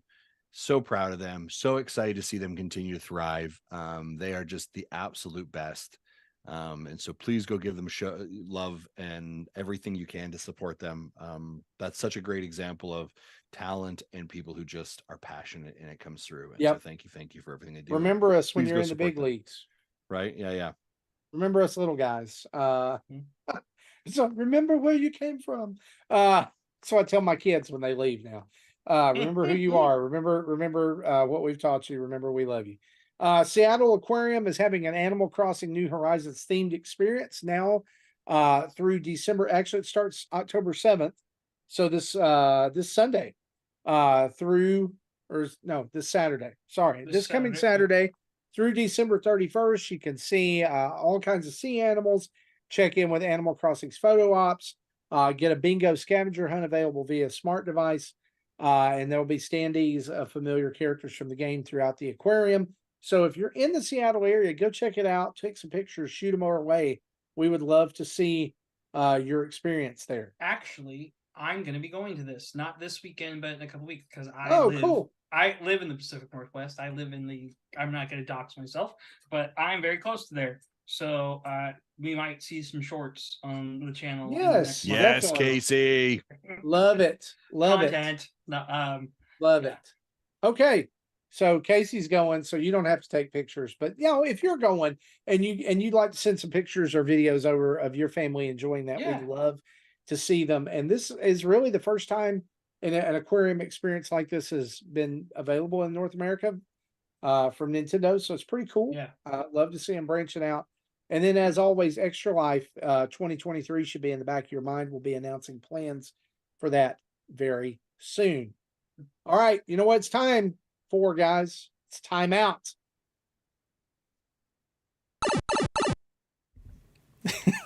All right. I feel like here's what's happening. Tim totally forgets that there are sound cues coming up, and he's like, "Oh no!" And then we see him like scatter off screen. He's typing as quick as he can. No, I have them all written down right here. Okay. There is not one for timeout though. So he's unpausing his NES and playing a certain sound clip. You gotta get like a Tecmo Bowl whistle, like timeout. Like, nice. Oh my gosh, that's such a great idea. Definitely. Tim, you are only timeout this week. Tell us what you are taking timeout for this week. Sure. So Beer asked about this too, but I finally got to eat the KC barbecue that Jesse sent to me, and because I never had KC barbecue before, so he sent me, what was that? Jakks Stackhouse or Steakhouse or something like that. Jakks Stacks, yeah. Yep. So he sent me that. We had the wings, we had the burnt ends, and we had the baby back ribs. Man, he hooked you up. I didn't mean for him to go that far. Well, what do you think? How do you rate it? I would rate it as I really like the wings. Okay. Maybe it was the chicken. So I think I'd have to rate each one. So the wings I would say is probably a 9 out of 10. Okay. The ribs were outstanding, and I'd probably give those about 8.5 out of 10. Ooh. And then the burnt ends, first time having them, they do not reheat very well. But the first time having them was, I would say, 10 out of 10 for the burnt ends. Burnt ends are the bomb, dude. Because they were so tender. They just were like... It's meat candy, baby. Yeah, it was so good. What I tell you about my father-in-law's brisket. Hey, Tim, if you liked those, I've got a recipe where you can make burnt ends with hot dogs. Nice. If you have access to a smoker. And they may not be exactly like it, but we made some and they were phenomenal. Okay. I'm willing to take that. That'd be cool.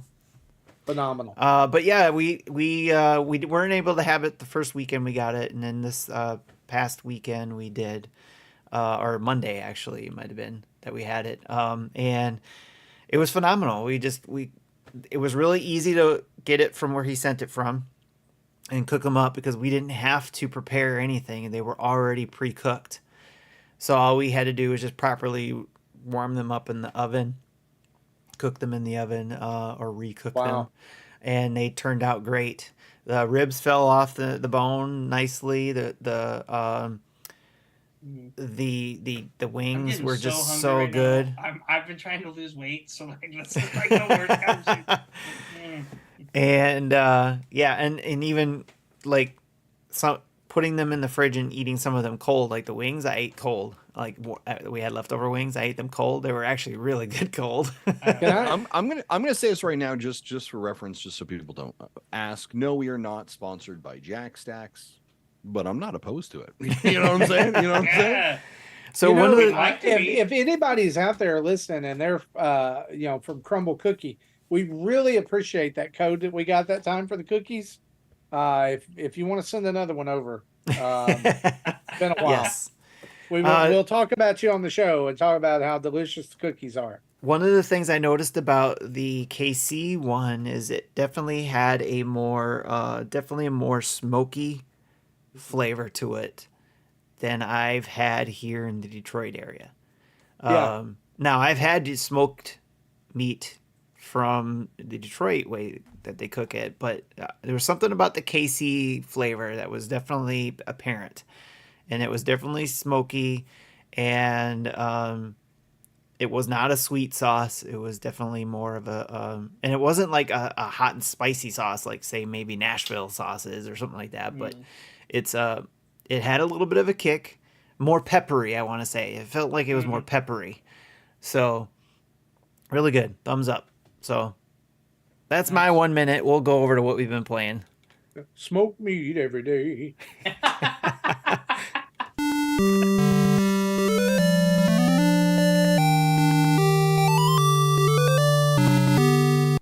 I'm glad somebody got that. Oh, you gotta be in late 90s, early 2000s rap fan to figure that out. I don't know. Justin, you're on the list first here, and you've been playing COCOON. I have been. Let's talk about tell us all about COCOON here. Folks, COCOON launched last week, Thursday, I believe. COCOON is a puzzle. I lost the fight for the code. I lost that fight for the code. Oh yeah, you did. Yeah, you did. We fought off to the side, and he was like, he kicked me to the curb. Other stuff going on, right? This is also the problem of me being the broker for the codes. Nope, that's mine. Thank you very much. But what I was saying was, it is a fantastic environmental puzzle game, and I would highly, highly recommend it. It takes about 7 to 8 hours to complete. I don't want to ruin it, but like you have to go into worlds to solve problems, and then you need to go out of the world, and the problem that you solved in the world that you were in may fix the problem of the world that you're currently in. So there are times that I'm like, man, I feel like I need to go somewhere, but I can't. I'm struggling. What am I missing? And you've got your world that you're carrying around, and you kind of put it on this base, and then you jump into that world. And now that you've jumped into that world, that enables you to solve a problem in that world that then helps you when you come back out of that globe in that world to solve the problem that you're in, the world that you're in. I don't know if that makes any sense, but so someone asked the question of like, is it a Metroidvania? You're like, well, not really. Right. But there are problems within problems that you need to solve. And then like later in the game, you're literally like stacking worlds within worlds within worlds to like solve large scale problems. Sound design is really, really cool. Environmental storytelling is really cool. It is a fantastic game. Really cool. I would highly, highly, highly recommend it. Is this an indie game? Sorry? Is this an indie game? It's an indie. Well, it's an indie game. Like how we define indie nowadays is tough, right? Right. Like it's from the studio that brought you Inside and Limbo. Oh yes. Okay. So like yes, and like they've got some experience. Yeah. They have some experience with environmental storytelling, so they do it really well. I will tell you honestly, there are times I definitely felt it sort of like chug a little bit, and like you could see it struggled, not like struggled, but you could tell like, oh, there's a bit of a frame drop for sure in a couple spots. The current scoring that it has like out there, I think on Metacritic, I think is something, and maybe someone can pull it up real fast because I don't have it open. It's like 90, I think, or 90, 92-ish when it launched. So you're looking at like a 9 out of 10 sort of on Open Critic sort of thing. I would 100% agree. It is at an 88 right now. 88. Okay, thank you, Casey. I appreciate that. I would like 100% agree. This is a game. Do not sleep on this. This is a game that is really incredible, really special, super cool. Again, if you have Game Pass, you've got it. So just jump on and play it. I would highly recommend it on the Switch. I played it, like I said, I got it last weekend. I finished it over the weekend. Really cool, really special. Highly, highly recommend COCOON. Yeah, I'm playing it. Like you said, it's sitting at an 88 on Metacritic, as opposed to the 1985 movie COCOON. Yes, starring Wilford Brimley. Very similar. Yeah, I also want to make sure that you do not think that this is the adaptation of that movie. Definitely not. You go around, you fight diabetes. Yeah. Yeah, exactly. Tim, you've been playing it though as well. Do you want to spend a bit of time in that? Yeah, I was going to say I've been playing it too, and I agree with you, Justin. It's definitely a must-buy indie game to play, especially if you're one of those people that can sit down and knock it out in a weekend. Then you'll probably do it. And it's worth it. And even if you want to take your time with it, it's just one of those things where that jumping into, like Justin was saying, you jump into that world or that orb, and each orb does certain things within that world that allows you to traverse it. So, and that's what Justin was saying about being able to solve problems. You can't go across a bridge unless you're have that orb, because it gives you the power. You got to carry that orb. That orb is sort of that skill that you require to complete that task. Yes. You can either carry the orb and use it as an ability, or you can go into the orb to unlock something else within that world in that orb. So it's crazy. And you are actually, as you progress through these worlds, you are working within all of them. Like I'm up to the third orb. And I think there's like 4 or 5 total or something like that you get through. So it is kind of like, it's great workout for your brain for puzzle solving. So, cause you're like, there's a couple spots where I'm just like, okay, how do I get from this side of this world to the other side? But I can't take the orb with me. So I got to go into the orb to go to the other side. And transport it back to bring the orb over to the other side. It's one of those things, those puzzle games where like you're like, I don't understand. What am I doing wrong? Like, I don't get it. And you bang your head for a couple moments, and then once you get it, you're like, I'm a freaking genius, right? And then so like you have this like emotional high, and then like you come to another spot a couple moments later, you're like, I'm a freaking idiot. Like, so it's Metroid. It is very environmental and definitely have a great sound system or your headphones on while you're playing, because you will hear some great audio through this game, as well as it kind of gives me a Stranger Things music vibe in a way too. A little bit of synth. There's some synth for sure. So but then and the world is pretty cool too. So I get very, very, I play mostly in handheld, so when I'm sitting there in bed and that's up to my face basically, and I had my earbuds in with it, and it was like I was immersed, and it was fantastic. It'll easily be probably on my top 5. Yeah, it's going to be up there. Yeah, I think so. Yeah. So, yep. All right, Justin, did you have anything else that you were playing? No, that's literally been it. I've got to head back to Sea of Stars. Y'all know Sea of Stars is sort of my in-betweener. Like I'm working through Sea of Stars, and another review comes in that I've got to bang out, and then I go back to Sea of Stars for a week, and another review comes in I got to bang out. So I'm really hoping over the next 2 weeks to finish Sea of Stars before Mario Wonder hits, because then I'm going to be all in on Wonder, and I'd like to kind of get that off my docket. And again, it's not for lack that I'm not enjoying Sea of Stars, but just trying to prioritize our content that's relevant as it gets. Well, Marty wants us to get it done so we can talk about stuff. So we can have a spoiler episode of it or something. No, I don't know if we need to do a spoiler episode. I want to talk about the story beats. I Right, want to right. talk about the ending. Yeah. I want to talk about the connections to the messenger. All right. So Interesting. I've also been playing Sea of Stars, so I'll mention that real quick too. And I've gotten about probably where Justin is, and then but Marty, you've been playing, but you got a lot farther, and you're Yeah, done. so this is essentially almost I done.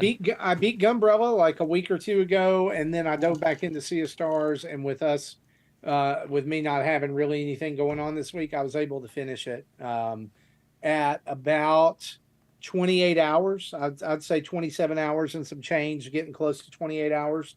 But that is completing the story and completing most of the side quests, the kind of world cleanup that you do at the end to get the character's ultimate weapons or armor. You get some of that, but then there's some side quests, and like there's a Coliseum you go and fight through rounds in, and you got to be at certain parts of the story and able to do that. But very, very, I can say after finishing this has a very, very strong contender for Game of the Year. In fact, at this point, like I don't know that anything else is going to come close to this for my Game of the Year. Really? Yeah. We're gonna do Game of Year. Good. Game of Year is gonna be interesting conversations here. Like So- I think so I would we say all this assume Tears of without- the Kingdom. That's without me playing Mario Right. Wonder. Okay, I already know I'm going to love Mario RPG, but I've already played that game. I'm just revisiting it. I don't know Yes. that that's going to be my Game of the Year. It'll be in the top 5 for sure. But Mario Wonder is, as I look at it, Mario Wonder could be the only game that could unseat this right now for Game of the Year. Yeah, Zablanc has a question on Game of the Year and how we figure that out later. So we'll definitely talk more about that. Yeah, too. but I would say if you've not played Sea of Stars and you're an SNES RPG fan, like from the Final Fantasy 2, 3, Chrono Trigger days, run, don't walk to buy this game and play it. Savor it. Take Casey, your time. Have you not played it, Casey? No, I played the demo. I know. I'll wait. I want to play this so bad, but I'll wait till it's my turn. See, let me just say this too about Sea of Stars and the demo. I played the demo when it was released. We all did. It's a great demo, but as a presentation of that game, it does not do. Like I really hate it when I believe RPGs are impossible to demo because you're either wanting to show mechanics or you're wanting to show story. And then people get mad if you show the story, and people get mad if you don't show the story. And people, why did you drop me into this random place and have me do all these things that make no sense? It's really hard to hit a sweet spot to demo an RPG. Octopath, I think, does it the best. But yeah, that was a good one. I would agree with that. It was like, a good hey, demo. here, play the first 3 hours for free, right? You know, like I think that's the only way you can really do it. But, and let you continue over your carried over, right? Yes. That's what, if you're going to demo an RPG, the progress needs to continue over. Yes, I fully agree. Or you get an item from playing it, right? Like, but I will say that from the demo, there's absolutely no clue what the story's really about. Okay, interesting. Like it's just, I don't know. I don't want to say too much without I don't know what would be considered spoilers in this point, except for the point of saying that in beating the game, you don't get the real ending. It's a good ending, but it's not the best ending. Right. Oh, it's one of those kind of games. It's one of those, the thing is that if you 100% everything, you're able to unlock Marty, an ending. You to quit trying to sell me on this. Look, it's not an ending. It's not an ending. You get to play a part of the game you're going to want to play. Yes. You're saying all my favorite things about role-playing games. I'm going to need to stop. Well, hey, Marty, ask for it for Christmas. Marty, before you talk about your other games, let's let Casey talk about his, because I think Casey has a hard stop. So we'll let him get his game out. Oh, do I? Okay. Well, yeah. You said you had to go like at 11:30, right? Oh, okay. Yeah, I gotta go. I got the text from the wife. She gave me. I got a little bit extra time, so I'm okay. Okay. I can go for a bit and answer some questions with you guys. All right. No, it's just that's such a hard sell because I've played so many long games this year. Like Octopath is 110 hours. I got Fire Emblem Engage. That's what I'm playing right now because I want to finish it. I will say it is my least favorite Fire Emblem, but I love Fire Emblem. because Three Houses is my favorite, and I like that kind of more deeper storytelling. It's what I like about Fire Emblem Engage. I'm playing Fire Emblem. I get Fire Emblem battles, right? It's kind of an older system, and it's fun to look at. I don't really care too much about the story. I miss like being able to really.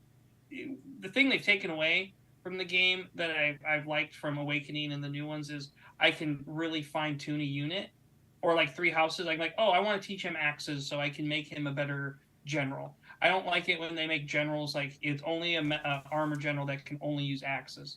I like the classes to be a little more like open. See, I'm not a Fire Emblem player as probably as you are, and I actually Fire Emblem Engage right now is at the top of my game of the year list. Yeah, it's so cool. Like the ring system's cool. I still play Fire Emblem Heroes on my phone. Like that, I'm an avid Fire Emblem fan. It's one of my favorite. Oh, I'm not trying to knock down what you're saying. I know because you got your preference for Three Houses is awesome. I actually didn't like Three Houses as much because I thought it was too much. Yeah, no, people don't like the feeling tight on the month. I also like it because it's a teacher simulator, right? Oh, there you go. There you go. but and I like the storytelling. The characters are cool. It's something in it like I love anime too, and it's super anime tropes. There's some cool characters, and having the lords from past games connected to you is a really cool. There's a lot of things I like. Yeah. I think I'm just like. It came after my favorite one, so it's just okay. Yeah, like, it's still a great game, if that makes sense. Like, there's a lot of things I like about it, but it's like all these Zelda games are awesome, but there's always gonna be one that are low on the list. Yeah, right. There's just preferences, right? Yeah. Personal preferences. But I'm enjoying it. But I always see Sea of Stars, and then I know I'm gonna play Mario RPG, right? Like, I like to finish games. The other game I just finished was Gravity Circuit, which was awesome. That was a nice like palate cleanser. I did a 1-minute review. We're on for you guys to try that. And then I have Blasphemous, and I've been kind of tinkering with that, and I do enjoy that. That's a nice Metroidvania, but it brings out all my Catholic guilt from Catholic school. I'm like, oh my god! All right, yes, Sister Cabrini. Like I found myself doing the cross a couple times when I'm playing.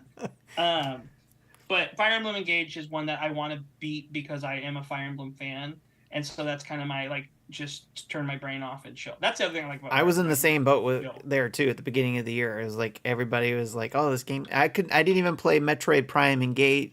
Metroid Prime Remastered when that came out because I was still trying to finish Engage. Yeah. So it was like I can't play that right now. I need to finish Engage. I was so focused on getting that finished. And what hurt Engage was Octopath 2, which might be my game of the year. If it's game of the year. So there we go. There it's full round. But we gotta see. Zelda's definitely in there though. All right. Back to your Wargroove, Marty. Oh yeah, let me hear about Wargroove 2. We got a code for Wargroove 2. And if you'll remember way back at the start of the Switch when this came out, I was not all that impressed by Wargroove 1. But I think it was because I was in a different headspace at that time, and I expected more Advance Wars and less Fire Emblem-y stuff. But now that we have Advance Wars on the Switch and that itch has been scratched, I decided with 2 coming out, I would dive back into 1. And so I've been playing Wargroove 1, and I've also not been holding myself to some insane standard of trying to I must have 3 stars on every battle, right? So I'm going back through that and really enjoying it. And Wargroove 2 is a lot of the same, but there's a lot of upgrades to it as well. There's a lot of full-on voice-acted lines. The story from the beginning is pretty compelling. You start out in your mouse people, which is a kind of new race or kingdom for Wargroove. And it does kind of give you a primer on the story of 1, and it kind of weaves it all together. And we've got a video up on our YouTube channel right now. It's first 60 minutes. It's basically me playing through the prologue. And it's really, I thought it was really well done. Of course, if you go back to the first one, the art was fantastic. There were just some choices they made with the first one I didn't like at the time, Yeah. but now I'm going back and I'm finding that I appreciate it. So I'm enjoying it. I'm taking my time with it a little bit more, and I'm looking forward to digging a little bit more into Wargroove too. But again, Sea of Stars has just been the game that's had its hooks in me, and I could not get away from it to try anything else. But Wargroove actually came out today, and it's a steal of a deal if you like strategy games. It's like $20, so it's out there. Go check it out. Awesome. I've been playing Baldur's Gate 3 some more on PC with Sam and Shannon.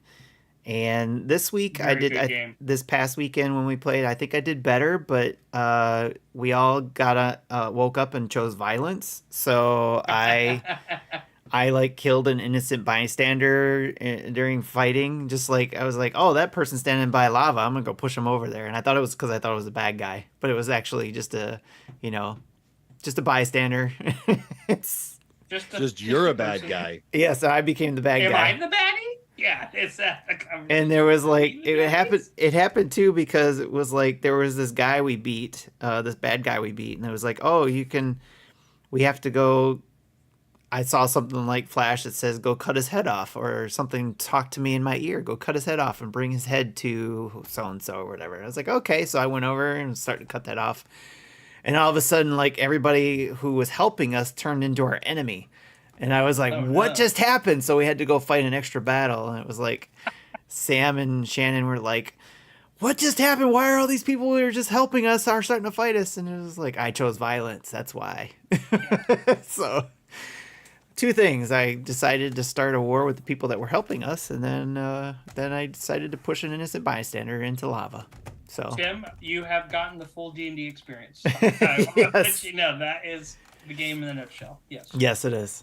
More Animal Crossing, New Horizons every now and then through the week with the family or either on my own. Just it helps. It's a nice, relaxing game.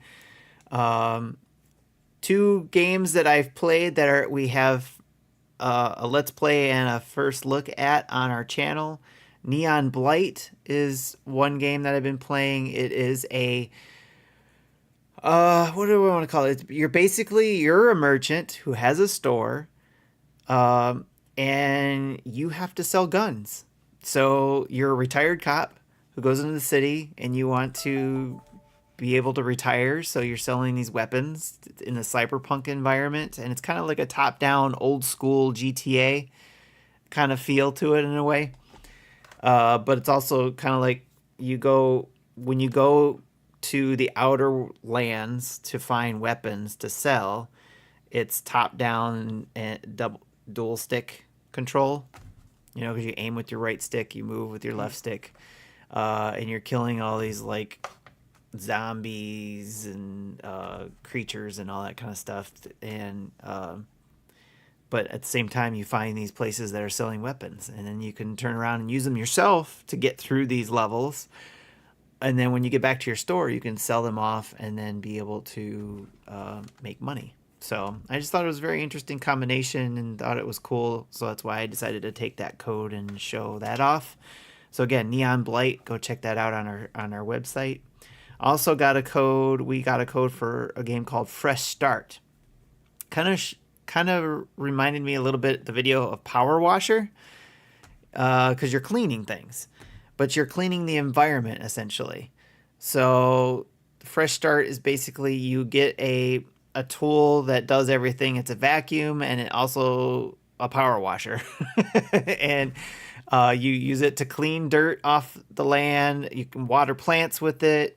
You also use the vacuum to suck up water so you have water in your tank, and also to clean up any dirt and piles of rocks and all that. It's very task-based oriented. It gives you a nice list on the left to look at to make sure you get things complete. Again, I have a first look video of that going up. I actually had to cut it down because I played a good hour of it when I recorded it, but I cut it down because I figured nobody's going to want to watch me do this for an hour. So, yes, Marty. What's up, Marty? Got a question down here. I do. Oh. I do watch you play things for an hour. So, but it's now you've brought this game into my sphere of knowledge. I was trying to get people for a week and a half to take a look at this thing and actually film content for it. And I was like, why is nobody actually looking at this trailer? Because this is so a power wash simulator game. It is very close to that, but there's other steps to it where you know, like I said, you're collecting parts to rebuild things in the environment and bring the environment back up to livable conditions for nature or whatever. It's actually pretty cool. You actually, the first level that I showed, they were helping a cat rebuild its house.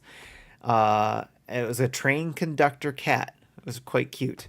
And you get to pet the cat, which is also cool. So, I got that done. Again, you can see the first look of that video on our webpage. It's a lot of fun. I think it's a great game for, you know, people who like Power Washer, or even kids who see their parents playing Power Washer may like also Fresh Start, because it is very, you know, kid oriented, family oriented too. Maybe it's a, you know, family can get together and do it. So pretty cool. Again, that's Fresh Start, and that's what I've been playing. Those things.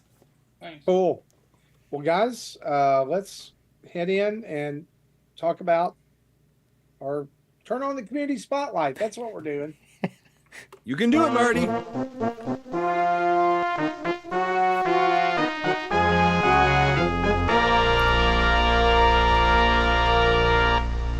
You push the right button. I have them all labeled, but it's the problem is not having all the right tracks. I don't know where Jesse keeps them all. Okay. Yeah. Well, that's why he's fired. So that's why I found cool ones and just plugged them in where I thought it would be cool. I like here. it. It's fun. Totally fun. You'll know I'm doing the producing when you hear these songs or these sounds.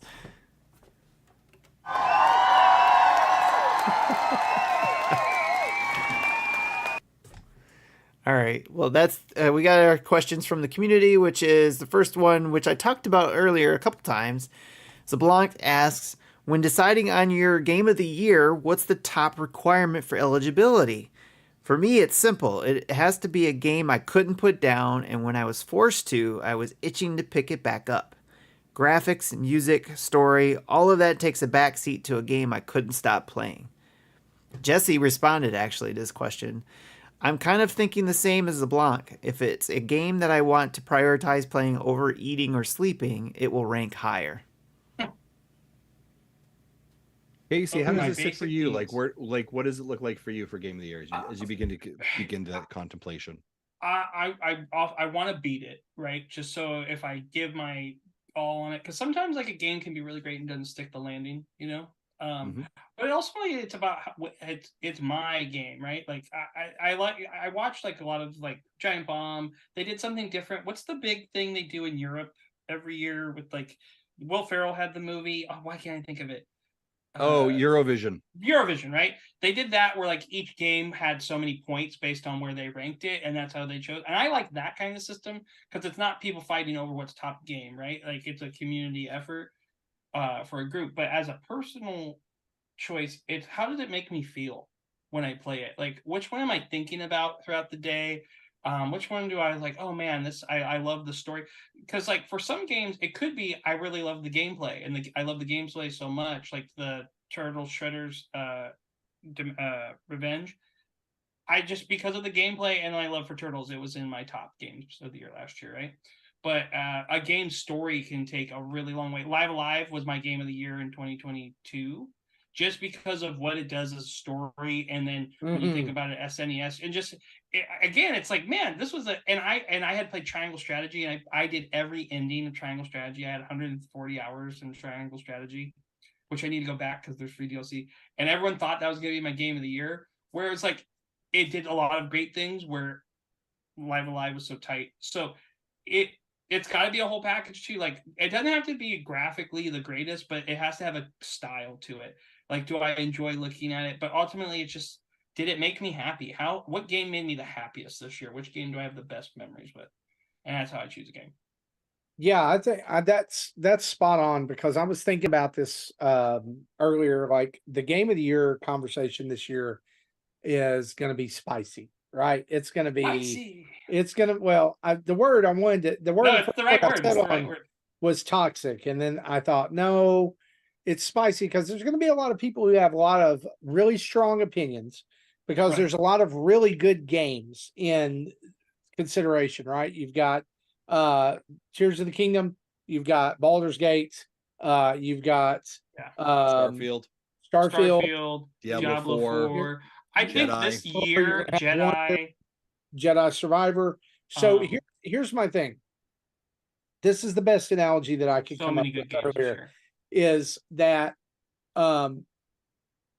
for me to say that Sea of Stars is probably my game of year over Tears of the Kingdom, that doesn't mean that Tears of the Kingdom is not a bad game. But Tears of the Kingdom is kind of like eating ribs. All right. It's going to be good. No, here's the best. I mean, I'll get to that, but here's my thing. Like, I really like barbecue, and ribs is a way that I like to enjoy barbecue, but I have to be in the mood for barbecue for ribs because I know that it's going to be a payoff to work ratio, right? There's ribs are messy, ribs are sticky. There's the potential of having to clean up your fingers afterwards and all that stuff. Whereas otherwise, I could just eat a barbecue sandwich and get the same stuff. It's just in a different form, right? In fact, that's one of the reasons my wife doesn't like ribs. Is she says it's too much work for what you get out of it, right? It's kind of like crab legs. Apart, and yeah, it is kind of like crab legs. So you can even say it's crab legs. So in my game of the year this year, Tears of the Kingdom is ribs, and Sea of Stars is something else. It's because it, and I'm not saying it's bad. It's just that, like, when I think about Tears of the Kingdom, like I was thinking about it today, I was like, man, I need to get back to that. I need to finish it. But then I just went, Same. I gotta remember how to use everything, and I've got to remember how to build everything, and I've got to go to the map is really big and all that stuff. Whereas Sea of Stars, when I was playing that, I was like, I know exactly where to go. I know exactly what buttons to press, and maybe it's recency bias or whatever, but the simplicity of it. And you were talking, Casey, earlier about, I've played so many 70, 80-hour games. Yeah. I just kind of burn out. Yeah. For me, that game sat at a really nice, 25 to 30 hours. Pacing. It felt like it was enough, but it wasn't overburdened, right? Last year, my two favorite games, my two co-game of the years were Live Alive and Power Wash Simulator. I mean, talk about the end of the spectrum, similar. right? Totally, but both of those, I'm Live Alive for the same reason you were. Yeah. Story driven, the way that they handled that, the way that everything came together. I did everything that game had to offer. It was fantastic. Power Wash Simulator, on the other hand, because whenever I had idle minutes that I didn't want to sink into a longer game, that's what I was playing. And it was like building Legos, like we talked about earlier. I could turn my brain off and power wash. It was great. So I think it has to be the whole, like, this is something that has brought me great enjoyment, right? Not graphics, not whether it has teraflops or right. It's a 100-hour game before it actually gets going, like Starfield or anything like that. Did it make me happy? Okay, then it's probably going to be my game of the year. It's going to be a contender. What about you, Justin? What do you look for? Money. How much is it a money simulator? Yes. Right. So for me, it is sort of the emotional perspective. I don't necessarily measure it by how much time or graphics or any of that, right? I think example, COCOON is a 7 to 8 hour tight game. Feels incredible. The story is really cool, and like nothing is said, but so much is said. Right. And so there's art in that, and like you can't turn that away. Right. You're like, holy cow, that's amazing. Right. It's just sort of like you can watch an indie film and be like, wow, that is amazing. And then watch like a massive blockbuster, also be like, that's really cool. And I had a great time. right? So like Tears of the Kingdom, I love that. That is so cool. And every time I go in there, there's new exploration and I find something new, and I am just loving it. And then Cocoon is a quiet, still 7 hours that you're like, man, that's mind bending. And then I go play like Sea of Stars, and I'm like, this is what I want to be playing all the time. Right. So I think it's all about like, what am I connected with? What feels like it resonates with me in some way? And then I think to Marty's point, also like just that joy. Right. And I think also I love, Marty, your statement before of like where you were in your life and what you need. So for you, Marty, and I'm going to touch on this a bit, your commentary around like where Power Wash Simulator was in your life, that was really important. And so emotionally, that holds a very different story than, let me tell you why, Pikmin 4 is the most amazing thing in the world. You're like, it can be. But this right here, where I was in my life, holds something different for me. Right. And so gaming, like art, is about where we are as individuals and where it lands. So I think it's so subjective and difficult to do that. So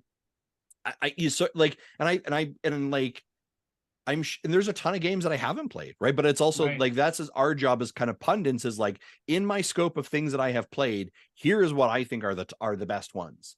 And I'm saying that also being like, I'm not even mentioning Metroid Prime. Also, by the way, like Bayonetta Origins is really, really good. People forget about that game, right? Like there's so much of that, and Wonder's coming up. And did I tell you how much I think Dave the Diver is awesome, right? Like it's, unfortunately, there's so many things. And there's a question we have later, which is like, I have $50 at eShop. What should I buy? Are you kidding me? Like, you're melting my brain with that question. Street Fighter 6 came out this year. Final Fantasy 16, Payday 3, which is kind of broken. But the other thing too, like I wanted to just say one more thing before Tim, I'm sorry to cut in front of you or go back, is that like Marty, you kept going like Zelda's good. Like we can't, like a game like Zelda is amazing because of what it does and how it breaks things and how it makes you think. Like I can appreciate that. There's games that I don't care for, but I can go like Elden Ring. That's not my thing, but what it did for the community gaming, I can respect that and say, yeah, it's a good, really great game. Like I can tell it's a great game and I might like it. With like Zelda, it is Zelda. You know what you're getting, but Zelda has earned that Jordan-esque name. And it's like, you're getting, it's that Nintendo quality seal of approval, right? Like it's gonna be, we're putting a lot of effort into this. So just because a AAA title isn't your game of the year, that you don't I don't think people need to feel that way. It should always be like, what makes you happy, man? That's what playing games is about. What did you enjoy playing the most?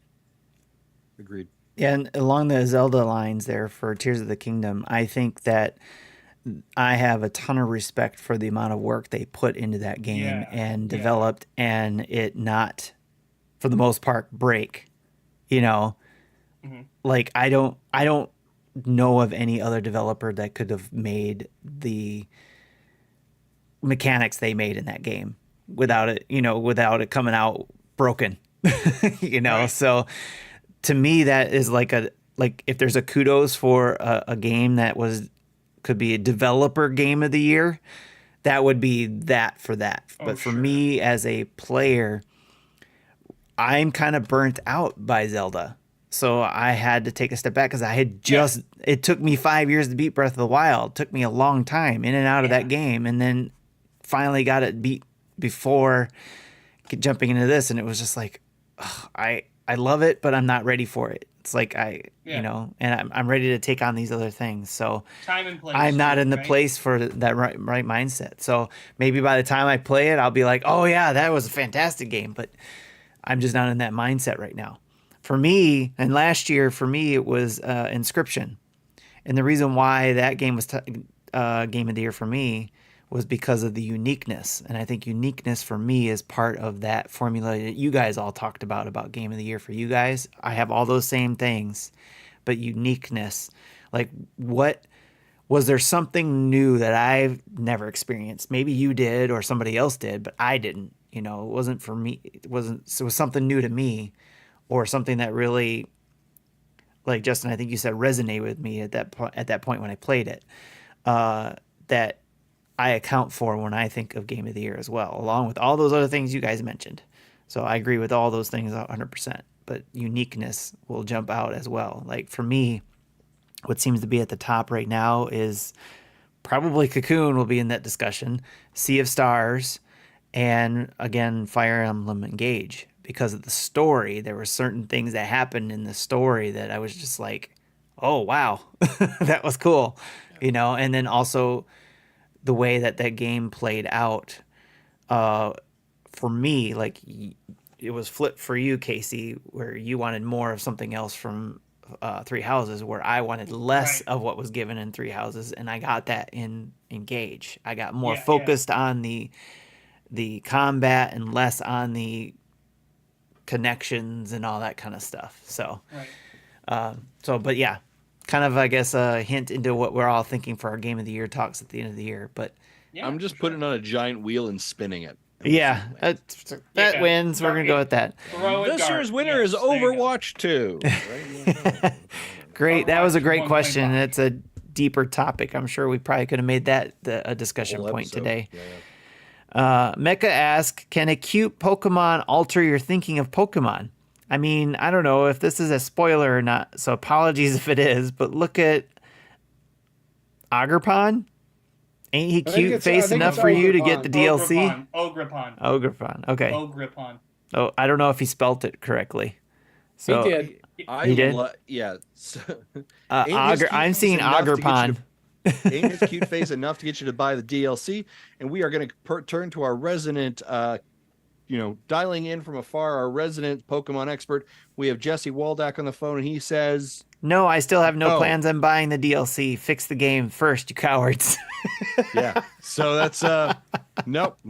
I looked this Pokemon up, and that is not cute. I don't know what that is. It looks like a butterfly with 2 toes on each Marty, foot. we're not doing this. We got a show. We're not doing this. I'm just saying, it's no. I do like cute Pokemon. It's Ogrepon. I'm looking at the official. Okay, Ogrepon. All right, Alan. Look to the cookie asks, just received a $50 eShop gift card. Name me one non-first party game you would go buy without hesitation. He's thinking Ghost Trick Phantom Detective.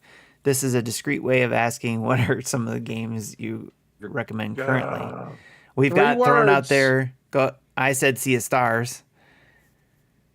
Go ahead. Well, let's do it. Games thrown out in the Discord. Sea of Stars, Dead Cells with all the DLC. Mm-hmm. Neon White, Gravity's Inscription, Neon White. Vampire Survivors. Vampire Survivor, actually, I got so addicted to that game at the beginning of the year on my phone, and now because of the multiplayer, my buddy played on Xbox, and it's on the Switch. It is an amazing couch co-op game. Oh, yeah. 4-player stuff. They did that at the Dads After Dark show when they did their oh my God. raising extra life money. That's a guaranteed and buy. Throw in also Rad and Brotato. But 3 words. Go ahead, Justin. I'll close this out. Okay, Mine is the ultimate suggestion. So go ahead. I will give you some quick recommendations. Teenage Mutant Ninja Turtles: Shredder's Revenge. Yes. Disney Illusion Island, Cult of the Lamb, and I will give you one of my absolute favorite games of last year. When you think of this is in my top 5, I think. Tunic. Okay. Go ahead, Marty. I want to know Tim and Casey's recommendations here. All those things: Stardew Valley, Hyper Light Drifter, which is an amazing game for $15, and it's just a classic. If you haven't played it, totally worth it. Actually, Hyper Light Drifter, everyone should play. I think that's like required reading. And then Mega Man 11 would be good. That's its 5th anniversary was just celebrated yesterday, I believe. I like to get like bang for my buck and the sales coming up. So if you want like quality or quantity over quality or quantity with quality, there's a lot of good things you could get out there. I said Sea of Stars. Sea of Stars. Sea of Stars. 2 games. Iconoclasts. It's a good one. Iconoclasts and Enter the Gungeon. Oh, okay. Enter the Gungeon. Do not wait. Do not pass go. Do not collect $200. Get into the Gungeon. It's fantastic. Get into the gungeon. All right. We got I hope Alan got guns some and good guns. suggestions there. This other game is a non-first party, and one I forgot to mention in my let's play, or not let's play, what we've been playing. I've actually been playing the EA Sports FC24, and Formerly it is a lot better than I expected on the Switch. So Really? I didn't have very high expectations, probably a good thing, but it actually looks and plays great on the Switch in handheld too, by the way. I was playing in handheld mode. Go ahead. What? I forgot to mention Ori. You've been playing Ori? Or no, you were just saying a recommendation. for games. Okay. Ori's. I was just like freaking, and it's on sale right now too. That's why I thought of it. There you go. Oh, nice. That's Yep. a good choice. FC24 is over $50 anyways, I think, if I remember correctly. I think it might be 60. But anyways, I've only been playing the training part of it because I want to play good at soccer before going into the season.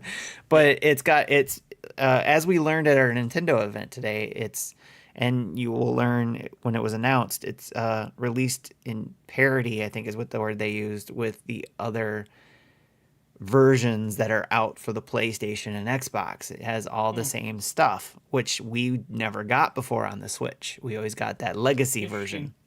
The FC24 is not legacy. It is using Frostbite's engine, which, funny enough, EA said they would never be able to get to work on the Switch in the beginning of the days of the Switch, but I digress. Anyways, I'm hoping Madden will come with that. All right, next question is from this guy named Jesse. After seeing how things work where I am, they measure temperature in Celsius, pizza in inches, and pull depth in feet. How are pizza sizes and pull depth measured in Canada? Mooses. Okay. Sure. That guys, sure. Look at that pool is at least 3 mooses deep, eh? And that pizza is 2 moose legs and a rack. Quagmire asks, "Have you been playing F-Zero 99?" It is so good. It's all I've been playing since its launch, except on Wednesday night due to server maintenance. I think it's the best 99 game Nintendo has released. What are your thoughts on it? I love it. I don't think it's the best, but I think it's on par with Tetris. And they're two. I mean, they're two different whole genres. Yeah. But both of them are like, I never thought that F-Zero would be good as a death rate, like a battle royale type thing. But they did it. They nailed it. They did. Yeah. They need more car types though. I need more than 4, like the skins or whatever. I'd like maybe like 12 different type of cars. Like, give me some more choices there, not just skins, but like different builds. I think that I'm into it. I think that definitely depends on what kind of games you're into, because Super Nintendo would be like, no, Tetris 99 is better. I'm sure he'd probably say that. Can we all agree that Pac-Man 99 is the worst? I don't know. 99 was I don't know. too, but Some Pac-Man people like is the worst. Pac-Man. I miss Mario 35. That was it. 35. That was like the weird one. It was like, okay. I miss Mario 35. Yeah. Like, they really just put that out for a year and said, nope, can't play it anymore. Yeah, that one still boggles my mind too.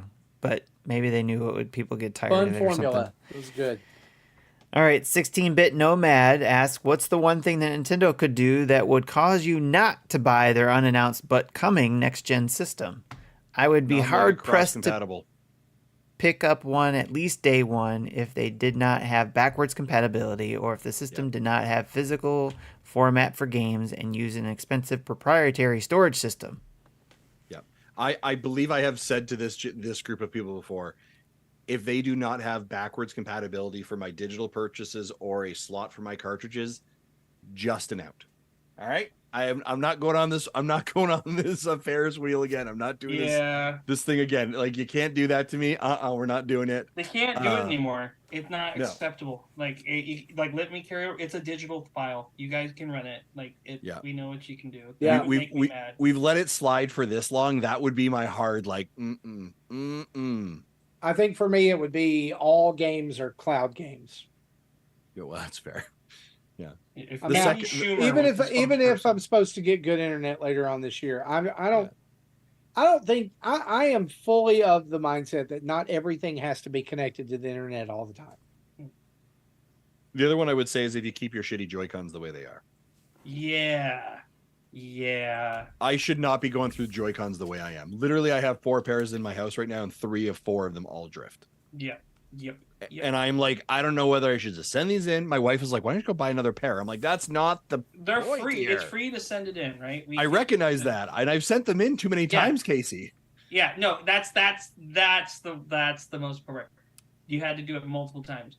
They're bad. They're really bad controllers. That's the most disappointing thing about the Switch. Nintendo's always had awesome controllers. So yeah, if let's lose the Joy-Con gimmick. Give me like a really powerful dock and then a Pro controller or something.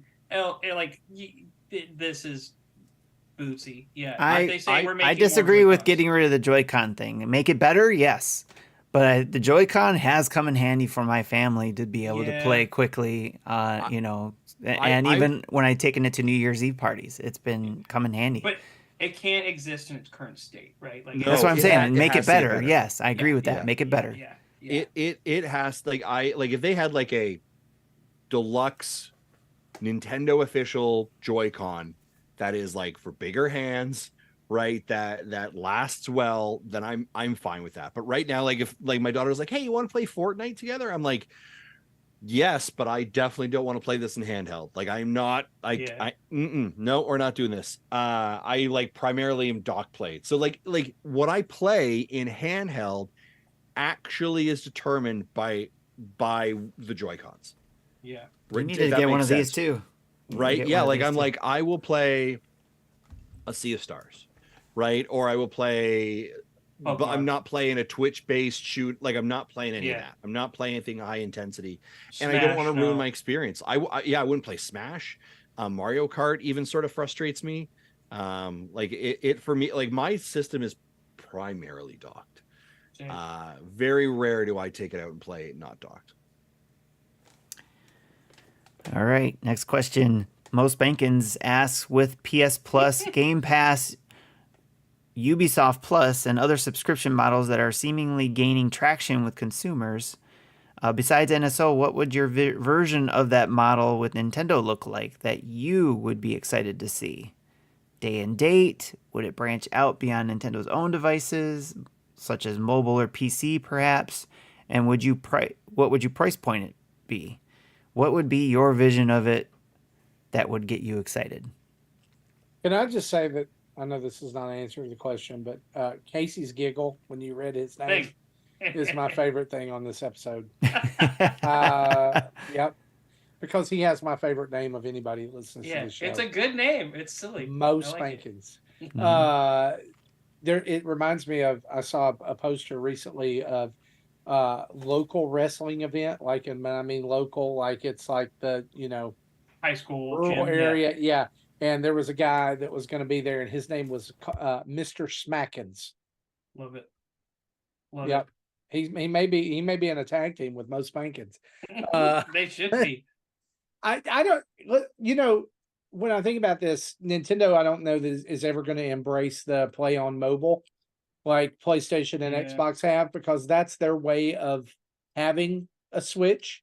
I guess remote play is their way of counteracting the Switch or having that functionality. You can just take your Switch with you. So what would make me excited about NSO is any expansion pass or DLC that you ever have shows up there day and date as a member. And go ahead and put all those old systems on there, guys. I mean, yeah. If they told me to pay $20 a month and I could stream every NES game, SNES game, and they just give it to me now, the entire back catalog. Yeah, I'd be like, done. Here you go. Take my money. I'll give you $20. I pay $10 to watch a couple shows of Disney and show my kids old Disney classics. I'm willing to waste money.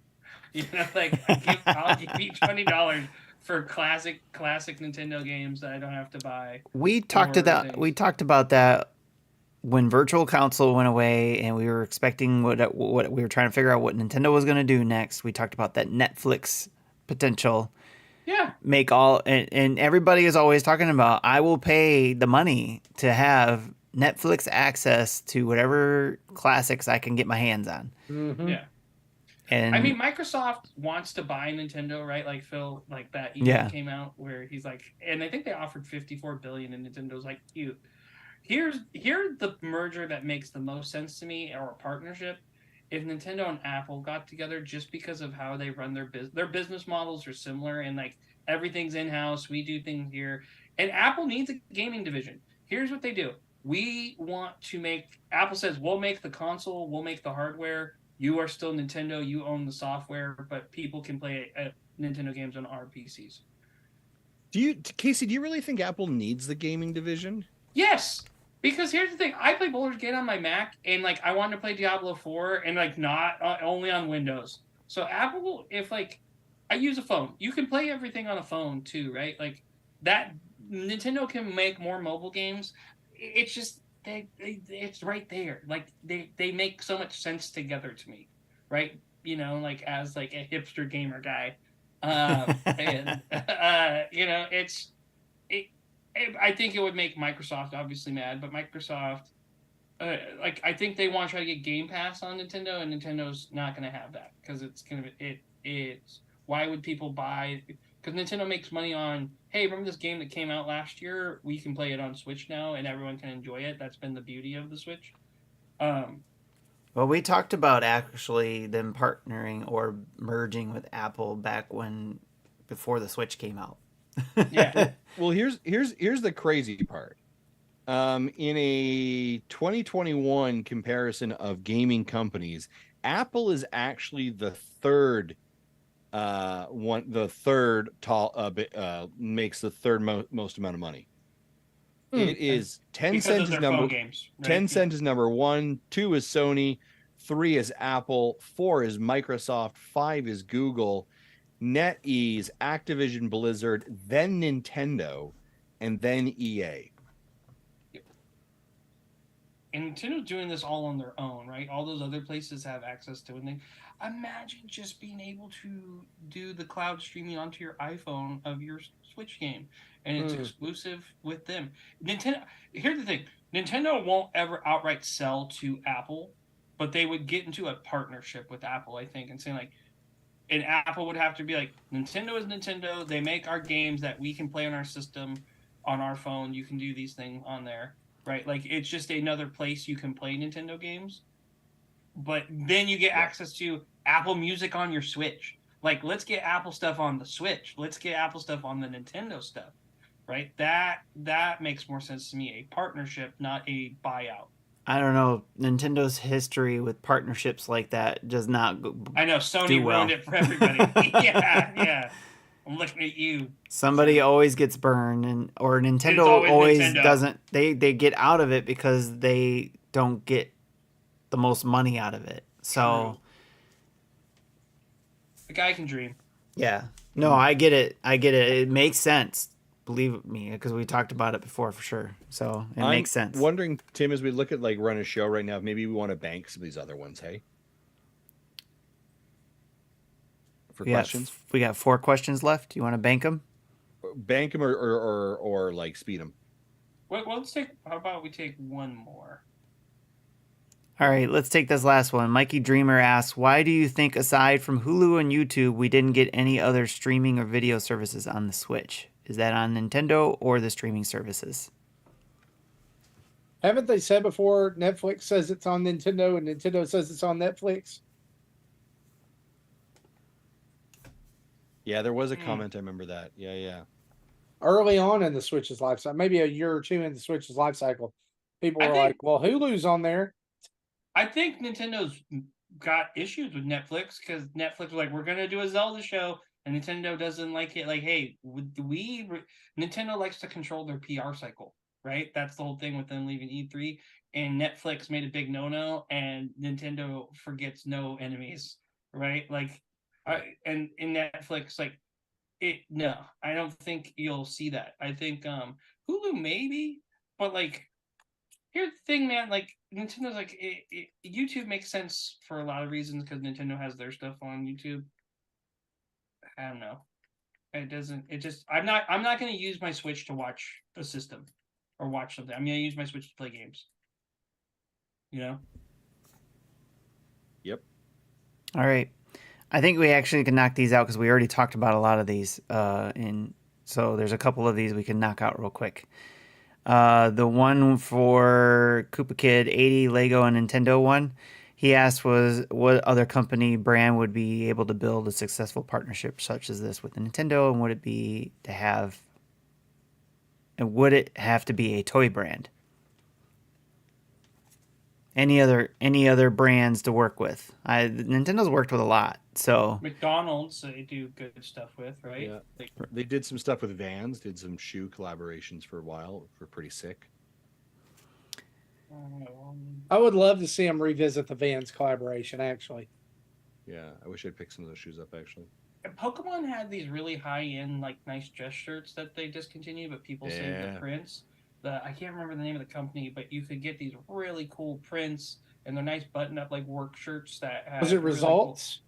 Cool... Yeah, I think... not Roosevelt's. It's a different Roosevelt's. company. I have a Roosevelt's Ninja Turtle shirt that I love. But it's... It was some company they went in and then they pulled the website, but there was some really, really awesome patterns. But I just don't think like people were, it costs too much, right? So, Magic the Gathering. I think it'd be cool if they had, they're doing Magic the Gathering is doing the universe cards. I think if they could get with Nintendo on that, I think there would be some really cool. But would I think it's the Pokemon cards leaving them? Because that's Wizards, right? That's Wizards of the Coast that does Magic the Gathering. So and then Wizards did the original Pokemon cards. Okay. Sure. I didn't know that. I think that like the obvious why are we not talking about like obvious connections? Like why are they not sponsoring a brand of mushrooms? Why are that like why is there not like Nintendo cross Prego spaghetti sauce? Yeah. Nintendo fruit snacks are great. The Mario fruit snacks, my son and daughter both love. So, I think they're just. I don't know what would be like. Splatoon fruit snacks. Splatoon paint, dude. Sherman Myers, there. True. There you go. There you go. I like it. Okay. So Koopa Kid also was asking about the overlap or the whole Nintendo stated that Switch will see software support till fiscal year 2025. We talked about that earlier. So he was bringing that up. I think we covered that one pretty well. Mm-hmm. The other one was what side character from Nintendo game or series would you like to see have their own game? That's what Darth Platypus had, and that's our last question. Waluigi. I would say I think there should be a game with a Metroid as its own character. Metroid Pinball. No. Metroid. That would actually be good. But in a little Metroid, you fly around with it, and you have to, suck the life out of things or something. I don't know. Like, Metroid's make Big it Day. like I like that, but it's like Untitled Goose Game, where or it causes problems. But you're a Metroid. Yeah. I like that a lot. I play that. Any other ones? Every character I want that had the game, but it's like a side character. Who's a side character? I would like for us to go back to exploring some more Captain Toad. That'd be cool. Oh, there you go. There needs to be a sequel. Captain Toad deserves a new game. Yeah. Yes. And while we're at it, where did Nabbit come from? What is Nabbit? Dag Nabbit. We get a Nabbit game. There you go. Oh, Malo. Because of the S. I want Malo and Gino to get their own spin-offs from Mario RPG. Maybe they will. Maybe that's why they brought the game back. Maybe so. Bum, bum, bum. Well, guys, that is episode 447 of Nintendo Dads. Thanks for hanging out with us. Casey, thanks for coming back on the show. Guesting thanks with for us. We having me. appreciate you. And as we close out, huge thanks to our Patreon producers, Dave Ernsberger and Jacqueline Amira, as well as our 90-plus other patrons. You can join them over at patreon.com/Nintendo Dads and get all kinds of sweet perks and access to Discord as well. Thank you to our 17 Twitch subscribers, over 1,420 Twitch followers, and over 7,000 YouTube subscribers. We're climbing that hill. And so Help push us toward 10,000. If you're not already subscribed, head on over there to YouTube and subscribe to us. We just want to say thanks to everybody. We wouldn't be here if it wasn't for you guys and your constant support. You can head over to NintendoDads.org and check out everything from our Spotify podcast feeds, our latest YouTube videos and tweets, Patreon Extra Life pages, and Nintendo Dads merch. And don't forget, you can check out our sponsors, Manscaped, over at manscaped.com, where you can use the code NINDADS, that's NINDADS, to get 20% off your Manscaped order and free shipping. And our brand new sponsor, HelloFresh, where you can head over to HelloFresh.com and get 50% off your first order and free shipping with the code 50 Nintendo Dads.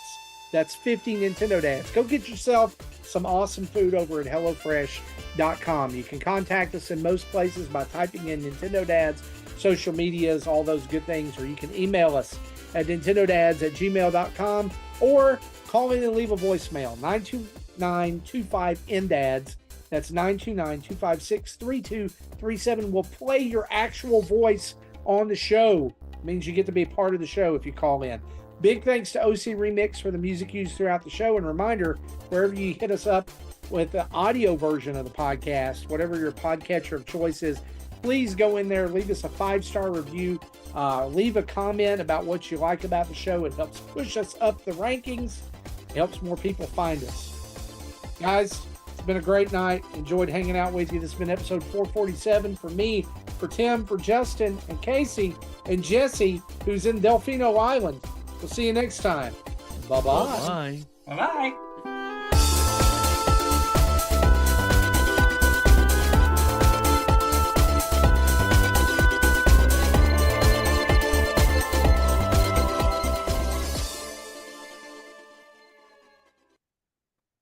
Thank you for listening to Nintendo Dads.